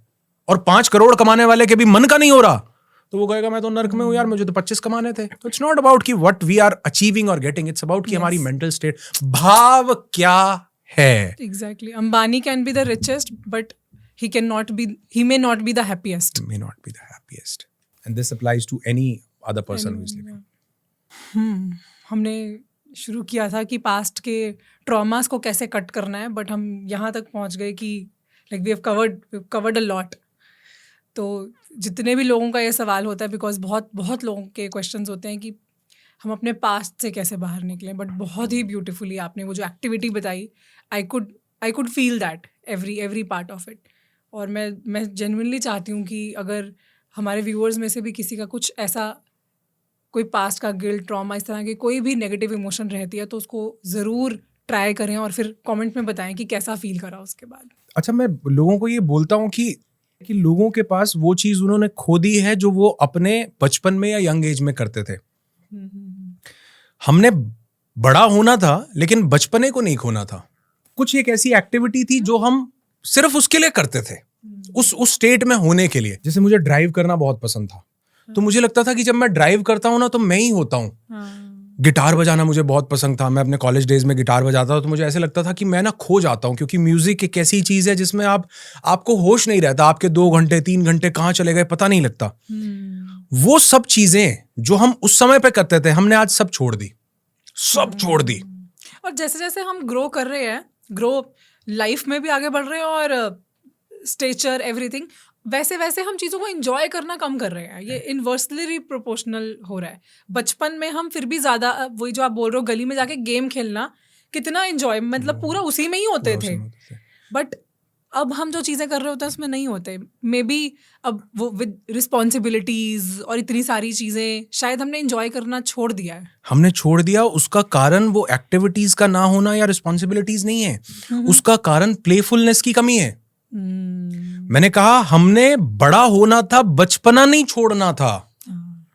हमारा अहंकार बड़ा होता गया, हम उस बच्चे के भाव में रहे ही नहीं। तो मैं कहता हूं वो बच्चे को देखो, वो क्या, मतलब बच्चा सरेंडर्ड है, वो सिर्फ उसके पास थॉट्स ही नहीं है, वो बड़ी मस्ती में है, वो बड़े आनंद में है। आज जब वो बच्चा होता है उसको जल्दी होती है कि वो कैसे बड़ा हो जाए। एज अ बॉय मुझे लगता था मैं पापा का कोट डाल लूं, मैं पापा का रेजर उठा के शेव कर लूं। मेरी सिस्टर को देखता था मम्मी की साड़ी डाल ली। बच्चे को लगता है मैं जल्दी से जल्दी बड़ा हो जाऊं। उस स्टेट को वो मतलब चेरिश नहीं कर रहा होता, हालांकि that is a beautiful state. और जब हम बड़े हो जाते हैं तो हम कहते हैं कोई लौटा दे मुझे बीते हुए दिन, वो कागज की कश्ती, वो बारिश का पानी, तब लगता है वही स्टेट सबसे अच्छी थी।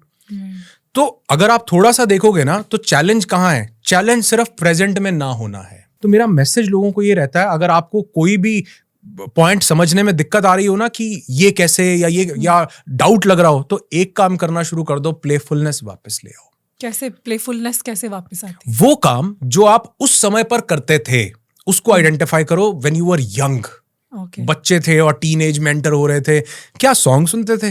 ड्राइव करना पसंद था, गिटार बजाना पसंद था, कुकिंग करना पसंद था, किसी दोस्त के साथ बात करना पसंद था, म्यूजिक प्ले करना, गाना गाना, सिंग, कुछ भी एक चीज। बट चीजें अलग थी ना। इन रियलिटी जब हम बच्चे थे तब हमारा स्टैमिना, एनर्जी, हमारे पास टाइम, हमारे पे कोई रिस्पॉन्सिबिलिटी नहीं थी, हमें खाना नहीं बनाना पड़ता था, हमें बाहर नहीं जाना पड़ता था, हमें एक टाइम पे तो एग्जाम का भी कोई स्ट्रेस नहीं था।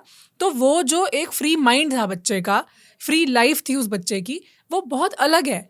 अभी there are a lot of things जो हमें सराउंड करके रखा हुआ है, तो हम अभी भी उसी स्टेट में जाके वैसे ही इंजॉय करें, ये कैसे पॉसिबल है? Beautiful question. I have 100 responsibilities on my shoulders, how can I be the same? कभी आपके साथ ऐसा हुआ है कि आपको पहली बारिश आपने आती देखी, और पहली बारिश में ना एक मिट्टी की खुशबू होती है, आपने वो मिट्टी की खुशबू सूंघी और आप बचपन में पहुंच गए?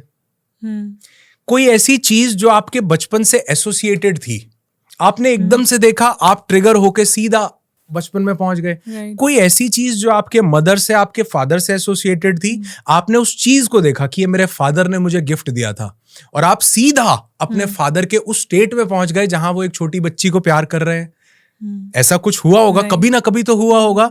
हमको एड्स भी ऐसे ही ट्रिगर करती हैं, पता है कि ठंडा मतलब कोका कोला।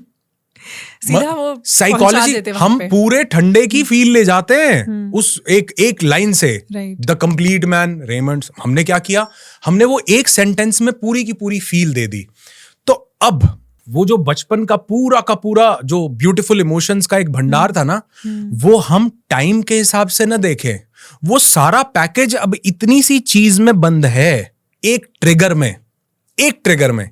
एक बारिश आपको ब्रेड पकौड़े खाने के लिए ट्रिगर कर सकती है, एक अच्छी शॉप आपको मीठा खाने के लिए ट्रिगर आपके पूरे इमोशनल प्रोसेस को बदल सकती है। आज हमें उस पूरे पैकेज की जरूरत नहीं है, उसके ट्रिगर की जरूरत है। और वो एक चीज ढूंढे कि क्या मैं बचपन में कलर करता था, सॉन्ग सुनता था, एक गुनगुनाओ मस्ती से, आनंद से, और आप देखोगे आपके 2 घंटे ब्यूटिफाई हो गए, प्यूरिफाई हो गए, प्लेफुलनेस आ जाएगी थ्रू आउट, क्योंकि आप एंकर हो उसके साथ। और वो एंकर आपको कहां ले जाता है, सीधा बचपन में लैंड करवाता है, सीधा। और एक्चुअल में जिस प्रोसेस को हमने रिलीव किया, हमारी बॉडी ने भी रिलीव किया है, हमारी बॉडी ने भी वही केमिकल्स रिलीज किए। एक स्टडी हुई थी जिसमें 50 लोगों को, जो लोग को कोई चैलेंज था, और उनका एज ग्रुप था 60+। किसी को रूमेटॉइड अर्थराइटिस है, किसी को ऑस्टियोपोरोसिस है, ऐसे कुछ 60+ सीनियर सिटीजन्स को लिया गया और उनको 6 महीने के लिए, जैसे बिग बॉस होता ना, एक बंद कर दिया एक जगह पर, उनको 6 महीने के लिए एक ऐसी जगह पर बंद किया गया जहां पर उस छोटी सी जगह का पूरा रेट्रो एनवायरनमेंट बनाया गया। उनके लिए पैंट्स जो थी वो बेल बॉटम दी गई, उनके शर्ट्स जिनके कॉलर इतने बड़े बड़े आते हैं, उनके सूट्स बिल्कुल वैसे कपड़े सिलवाए गए, रेडियोज रखे गए, कार वो रखी गई जो मतलब रेट्रो उस टाइम में वो चलती थी, पूरा वैसा एनवायरनमेंट बना दिया 100%। 6 महीने बाद जब वो लोग वहां से वापस आए, उनमें से 78% लोगों की जो भी डिजीजेस थी वो खत्म हो चुकी थी, बिकॉज वो अब उस मोमेंट को जी रहे थे जिस मोमेंट में सिर्फ हैप्पीनेस है, वो सिर्फ अपने उस बचपन के साथ कनेक्टेड हैं। वो देख रहे हैं उनके घुटनों में दर्द नहीं हो रहा, अर्थराइटिस उनको तंग नहीं कर रहा, उनके हार्ट के ब्लॉकेजेस डिसॉल्व होने लगे, उनके पास ग्रजेस नहीं है, वो सिर्फ वो रेडियो पे गाने सुन के ऐसा एंजॉय कर रहे हैं बिना इंटरनेट 4G 5G के, क्योंकि वो उसमें टैप इन कर गए।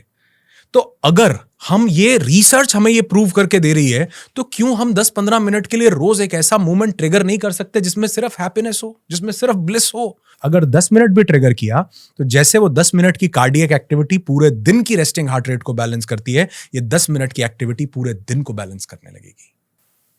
तो प्लेफुल और जॉयफुल होने के लिए जरूरी नहीं आपको 2-2 घंटे निकालने हैं या कुछ अलग से करना है, just use those triggers which bring you into that frequency.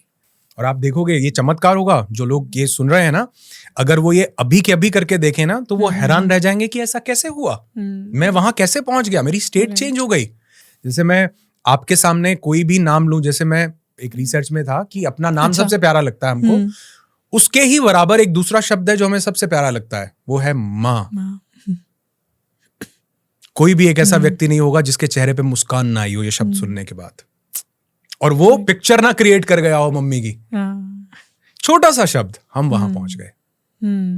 और आप देखो जितनी लाइफ की डिसरप्शंस है ना, ये भी ट्रिगर्स नहीं दिए हैं, ट्रिगर्स नहीं दिए हैं। मतलब हमें कोई हम उस स्टेट में नहीं होते, हम तो बढ़िया कुकिंग कर रहे हैं, मेड से लड़ रहे हैं, ये कर रहे हैं, वो कर रहे हैं, एक ट्रिगर लो जी, पूरा दिन उस ट्रिगर ने खींच। मतलब अगर नेगेटिव स्टेट को छोटा सा ट्रिगर खींच सकता है, तो पॉजिटिव स्टेट को क्यों नहीं खींच सकता छोटा सा ट्रिगर। वंडरफुल। तो हम अपने आसपास उस तरह के ट्रिगर्स रखें, अपने एनवायरनमेंट में रखें और उनको बार बार एक्सपीरियंस करें, तो इसी से उस स्टेट में जाना बार बार हमारे लिए वायबल हो जाएगा और हम उसको पूरा जी लेंगे उस मोमेंट में हम पूरा जी लेंगे एक्चुअली। और आप ये देखेंगे कि जो लोग भी ये कर रहे हैं वो यहाँ पर वापस आके बताएंगे भी कि एक्चुअली इससे ट्रिगर हो गया, क्योंकि हमने कभी ट्राई नहीं किया। आप देखना कमेंट्स में लोग बताएंगे कि हमने ये किया और वाकई ट्रिगर हो गया। सो दैट लोग वॉन्डर ना करने लग जाएं कि ये तो कहाँ पहुंच गए, क्या हो गया, और उनको एक रोड मैप मिल सके। बिकॉज जो मेरा प्रॉमिस था that through this podcast we want people to have a fantastic start and to have a road map for 2026। तो उसके लिए जितनी भी आपने चीज़ें बताई है ना, इसको एक बार समराइज करके किसी तरह हम उनके रिचुअल में डाल सके, उनके रूटीन में डाल सके कि भाई अब आपने सुबह उठकर ये 2-3 चीजें करनी है और आप उस स्टेट में पहुंच जाओगे। ये सारी जितनी भी बातें करी, ये सारे फायदे आपको मिल जाएंगे ये 1, 2, 3, 4, 5 चीजें करने से। मैं इसको कुछ 5-6 पॉइंट्स में समराइज करता हूँ, जिसमें सबसे पहला पॉइंट है कि आपको अपना भाव बदलना है। और ठीक है, भाव आप कौन सा लेकर आना है, जो आप पाना चाहते हो, और उसके बाद जो भाव आएगा, आपको लग रहा है कि ये कल को मुझे चीज मिलेगी, तो चीज मिलने के बाद महसूस कैसा करोगे, वो आज महसूस करना शुरू करना है। Okay. अगर वो चीज नहीं भी मिली तो भी आपको 15 और रीजंस मिल जाएंगे उस पर्टिकुलर भाव को फील करने के लिए। दूसरा, you never attract what you want in your life, you only attract who you are. आप जो चाहते हो वो होना पड़ेगा, आपको वो अपनी स्टेट चेंज करनी पड़ेगी। और उसके लिए सबसे अच्छा तरीका, पॉइंट 3 पे हमने बात की, प्रेजेंट स्टेट में आने की, माइंडफुलनेस प्रैक्टिस करने की। तो हमने उसमें 2 चीजें डिस्कस की कि या तो 5 से 10 मिनट की मेडिटेशन शुरू कर लो, क्योंकि 10 मिनट की कार्डियक एक्टिविटी आपके पूरे दिन के रेस्टिंग हार्ट रेट को बेटर कर सकती है। 10 मिनट की मेडिटेशन आपके पूरे दिन को बेटर कर सकती है। दूसरी हमने बात की माइंडफुल होने की, कि अगर हम प्रेजेंट मोमेंट में रहते रहते चीजों को करें, मतलब मैंने ब्रश और नहाने का एग्जाम्पल दिया, पानी पीने का एग्जाम्पल दिया, मैंने स्टोरी भी सुनाई कि गड्ढा खोदना ही हो गया हूं, ध्यान से देखो। तो अगर आप सुन रहे हो तो सुनना ही हो जाओ, अभी के लिए यही माइंडफुलनेस है। तो दिन का कोई हाउस होल्ड चोर है, कोई रिचुअल है, कोई मतलब डेली एक्टिविटी आप करते हो, उसको माइंडफुली रह के करोगे, ये आप नोट कर लो। नेक्स्ट हमने बात की कि ग्रैटिट्यूड इज वेरी इंपॉर्टेंट। आप धन्यवाद देते हो क्योंकि उससे आपका स्टेट जो है वो माइंड का चेंज हो जाता है। तो एक छोटा सा रिचुअल कि आप ग्रैटिट्यूड दिन में किसी भी टाइम किसी भी चीज के लिए प्रैक्टिस करो, जो आपको लगता है कि इसके लिए तो ग्रैटिट्यूड होना ही चाहिए। खाने के लिए, पानी के लिए, अपने पेरेंट्स के लिए, आप सुबह उठ गए उसके लिए, किसी भी एक चीज के लिए आप चूज कर लो कि ये ग्रैटिट्यूड मुझे पे करना ही करना है। नेक्स्ट हमने बड़ा डीपली इसको इलैबोरेट किया कि कई बार रिलेशनशिप्स में हमारे पास ऐसे लोग होते हैं प्रेजेंट स्टेट में जो हमको डिस्ट्रैक्ट कर देते हैं, या हम नार्सिसिस्टिक पर्सनालिटी हमारे जिंदगी में आ गई, या हम उस प्रेजेंट सिचुएशन में गलत पर्सन के साथ हैं, तो हम कैसे डील करें। तो मुझे लगता है कि टेक अ स्ट्रॉन्ग स्टेप। अगर आप वो नहीं ले पाते हो और आपके पास सोशल या पेरेंटल साइड से या 50 तरह के प्रेशर्स हैं, तो आप अपने आप को फिर इवॉल्व करने की ताकत रखो कि या तो मैं इसको बदलूंगा।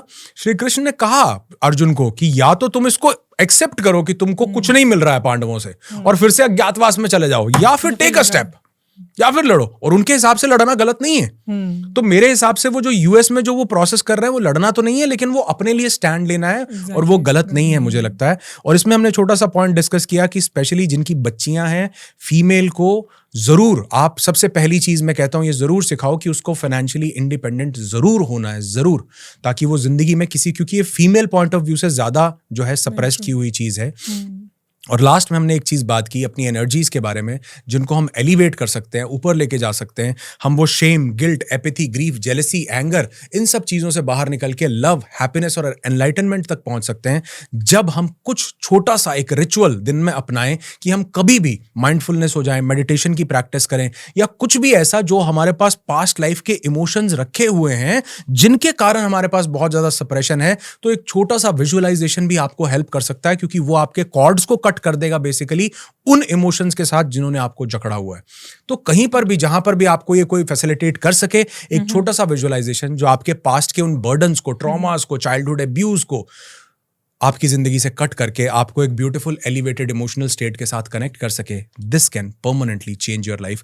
तो छोटे छोटे रिचुअल्स हैं, आप माइंडफुल हो जाइए, आप 5 मिनट के लिए मेडिटेशन कीजिए, आप वो विजुअलाइजेशन कीजिए जिससे वो पास्ट लाइफ का सारा बर्डन निकल जाए। एक छोटा सा स्टेप हमने बीच में और डिस्कस किया कि बचपन में वो काम जो आप करते थे प्लेफुलनेस, मस्ती के साथ, तो आज मुझे ये लोगों से चाहिए भी है, क्योंकि मैं ये पढ़ने वाला हूं यहाँ पे कमेंट्स कि वो कौन सी एक छोटी सी चीज है जो आज से आप करने वाले हो।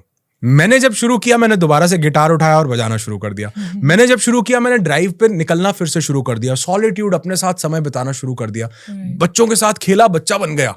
तो ऐसी कोई भी एक चीज आपने कमेंट करनी है कि क्या वो चीज है जो आप आज से करने वाले हो, जो मुझे भी पढ़ के खुशी होगी कि वाकई ये लोगों ने इस चीज को बहुत दिल से अपनाया है और अपनी जिंदगी में इसको। इस पे सबसे पहला कमेंट मैं खुद ही करूंगी वीडियो डालते ही।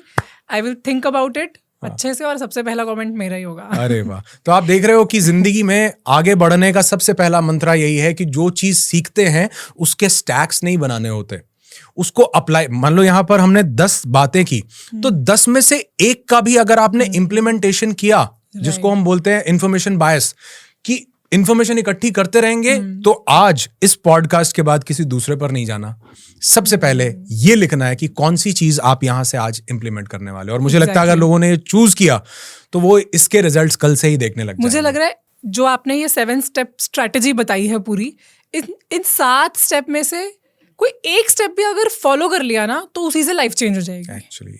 मतलब 2 3 4 तक की तो जरूरत ही नहीं पड़ेगी, एक step, 1 step can change your life. 5 minute का डीप ब्रीदिंग आपके इमोशनल स्टेट को इवॉल्व कर देता है, आपके पैरासिम्पैथेटिक सिस्टम को ट्रिगर करता है, आपको हीलिंग रिस्पॉन्स को एक्टिवेट करता है, ब्रेन की अल्फा स्टेट में ले आता है। It's so beautiful. छोटे छोटे रिचुअल्स अगर आप करोगे तो बड़ा बड़ा बदलाव देखोगे।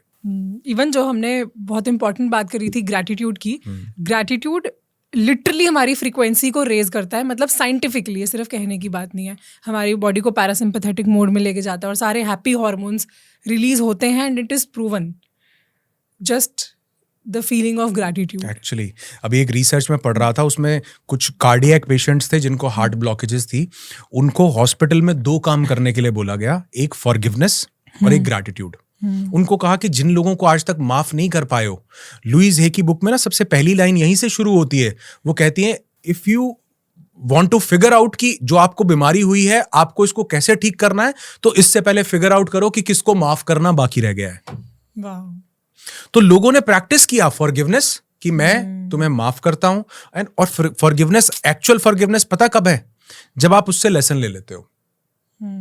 जब तक लेसन नहीं लेते तब तक फॉरगिवनेस नहीं है, तब तक तो बातों बातों में एवं ही है। आपने लेसन लिया कि ये मेरे साथ तुमने जो किया इसका मुझे ये लेसन मिला है, क्योंकि लेसन नहीं लिया तब तक पेन है। फॉरगिवनेस और ग्रैटिट्यूड लोगों ने प्रैक्टिस किया, लोगों के मतलब हार्ट के ब्लॉकेजेस डिसॉल्व होने लगे। तो फॉरगिवनेस और ग्रैटिट्यूड ड्रामेटिकली लाइफ चेंज कर देते हैं दोनों चीजें। So true. कुछ ना एंड में मैं रैपिड फायर क्वेश्चंस पूछना चाहती हूँ, क्विक क्वेश्चंस, क्विक शॉर्ट।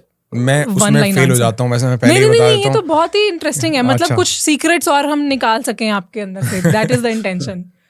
हमने बात की कि जो लोग डिप्रेस्ड होते हैं, सैड होते हैं, अनफॉर्चुनेट फील करते हैं, वो क्या करें, बट आप इतने लोगों के साथ काम करते हो, सो इन योर एक्सपीरियंस जितने भी हैप्पी फ्रीक्वेंसी वाले लोग होते हैं उनके क्या कॉमन पैटर्न्स होते हैं? सबसे पहले तो आप ये देखोगे कि वो अपना टाइम कुछ लोगों के साथ स्पेंड करते हैं। ओके। जो लोग डिप्रेस्ड है ना, उसको वेंट आउट करने के लिए कोई नहीं मिल रहा है, और जो डिप्रेशन से सुसाइडल हो जाता है वो तो बिल्कुल ही वॉमिट नहीं, मतलब इमोशनल वॉमिट नहीं कर पा रहा है वो। आप देखो पुराने टाइम में डिप्रेशन नहीं होता था, कारण पता है क्या था? कि लोग ग्रुप्स में बैठते थे, चाचा ताया, घर में 15 तरह की फैमिलीज हैं, वो उसको डिप्रेशन होने ही नहीं देते। वो सारा तो वहीं निकल जाता था। लोग पूछते थे, बताते थे, बड़े आके बैठते थे, बात करते थे, और दोस्तों यारों की टोली होती थी। मैं ये बहुत वायरल हुआ जब मैंने पहली बार ये शेयर किया। एक डॉक्टर के बाहर लिखा हुआ था कि अगर दिल खोल लिया होता यारों के साथ तो आज खोलना ना पड़ता औजारों के साथ।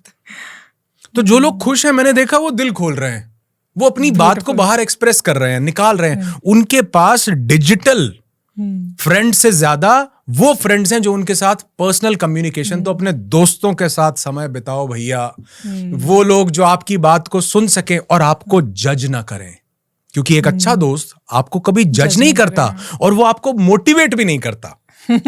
वो सिर्फ सुनता है। वो कहता है तू जो कर रहा है यही सही है, वो यही सही है, वो तुम्हारे साथ देता है। इनफैक्ट तुम्हारा झगड़ा भी हो जाए तो भी वो तुम्हारे साथ खड़ा होगा कि चल अपन दोनों मार खाते हैं, लेकिन मैं तुम्हारे साथ हूं। तो मैंने ये पैटर्न नोट किया कि उनके पास कुछ अच्छे लोगों का एक ग्रुप है जिनके साथ वो बात कर सकते हैं और अपने दिल की बात को शेयर कर सकते हैं।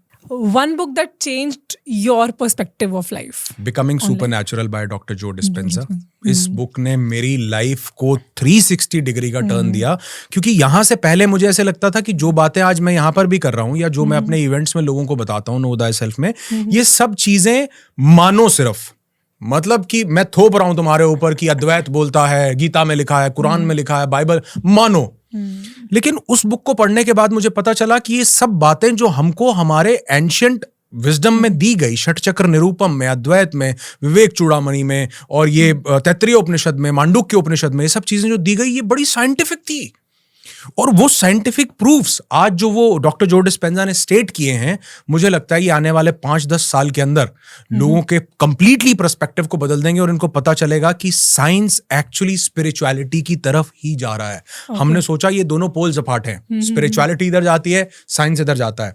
जब तक साइंस मैटर पे काम कर रही थी तब तक ये दोनों पोल्स अपार्ट थे, लेकिन साइंस जैसे ही क्वांटम पे पहुंची है, ये घूम करके ना स्पिरिचुअलिटी की तरफ ही जा रहा है, क्योंकि स्पिरिचुअलिटी अपने अंदर की बात करती थी और आज क्वांटम साइंस, क्वांटम फिजिक्स भी वो भी उसी अंदर अंदर की की ही बात कर रही है। वो भी कह रही है कि सूक्ष्म स्तर पर जाकर के देखो तो सब एनर्जी है, कुछ मिलता ही नहीं जी, हवा है, इलेक्ट्रॉन प्रोटॉन न्यूट्रॉन जो तुमको मैटर लगते हैं वो है ही नहीं, वो तो हवा घूम रही है, सब एनर्जी है। तो मुझे लगता है कि वो बिकमिंग सुपरनैचुरल से मुझे एक क्लैरिटी मिली और हर एक इंसान को बुक जरूर पढ़नी, बच्चों के सिलेबस में होनी चाहिए, स्कूल में पढ़ाओ। नाइस। ये बिकमिंग सुपरनैचुरल मैंने ऑर्डर करी हुई है अरे और ऑन वे है। अरे भैया वाह भाई वाह, वाह भाई वाह। तो ये बहुत अच्छा हो गया जो आपने बताया, मैं उसको I make sure that I read it also. हमारे यहाँ पर एक प्रोसेस था, हम उसको कुंडलिनी विज्ञान बोलते थे, कुंडलिनी रेज करने का। उसको भी उन्होंने साइंटिफिकली किस तरह से एलैबोरेट किया है कि कैसे हमारा सेरेब्रोस्पाइनल फ्लूइड हमारी स्पाइनल कॉर्ड के थ्रू ऊपर की तरफ बढ़ता है और कैसे इंट्राफिकल प्रेशर जो है हमारे बंद लगाने से, इसको हमने योग में मूल बंद, उद्यान बंद, जालंधर बंद बोला है, ये बंद लगाने से कैसे एनर्जीज ऊपर की तरफ बढ़ती हैं और पीनियल ग्लैंड के ऊपर टक्कर लगाती हैं और उसके कैल्सिफिकेशन को तोड़ती हैं, क्रिस्टल्स को एक्टिवेट करती हैं, मैनिफेस्टेशन 10 गुना हो जाती है। मुझे लगता है हर एक इंसान को पढ़नी चाहिए बुक, बहुत अमेजिंग है, highly recommended. Highly recommended. Great. One thing which people misunderstand about manifestation. I think we have covered a lot of myths about manifestation वैसे, but अगर कोई एक myth अभी आप break करना चाहोगे? मिथ नहीं, मैं ये थोड़ा सा कंक्लूड करके बताना चाहूंगा कि लोगों को लगता है मैनिफेस्टेशन का मतलब है मैटर टू मैटर मैनिफेस्ट करना। Matter means this body will manifest this car, this body will manifest this person, this body will manifest 1 crore rupees, this body will manifest this health. No, it's energy to energy.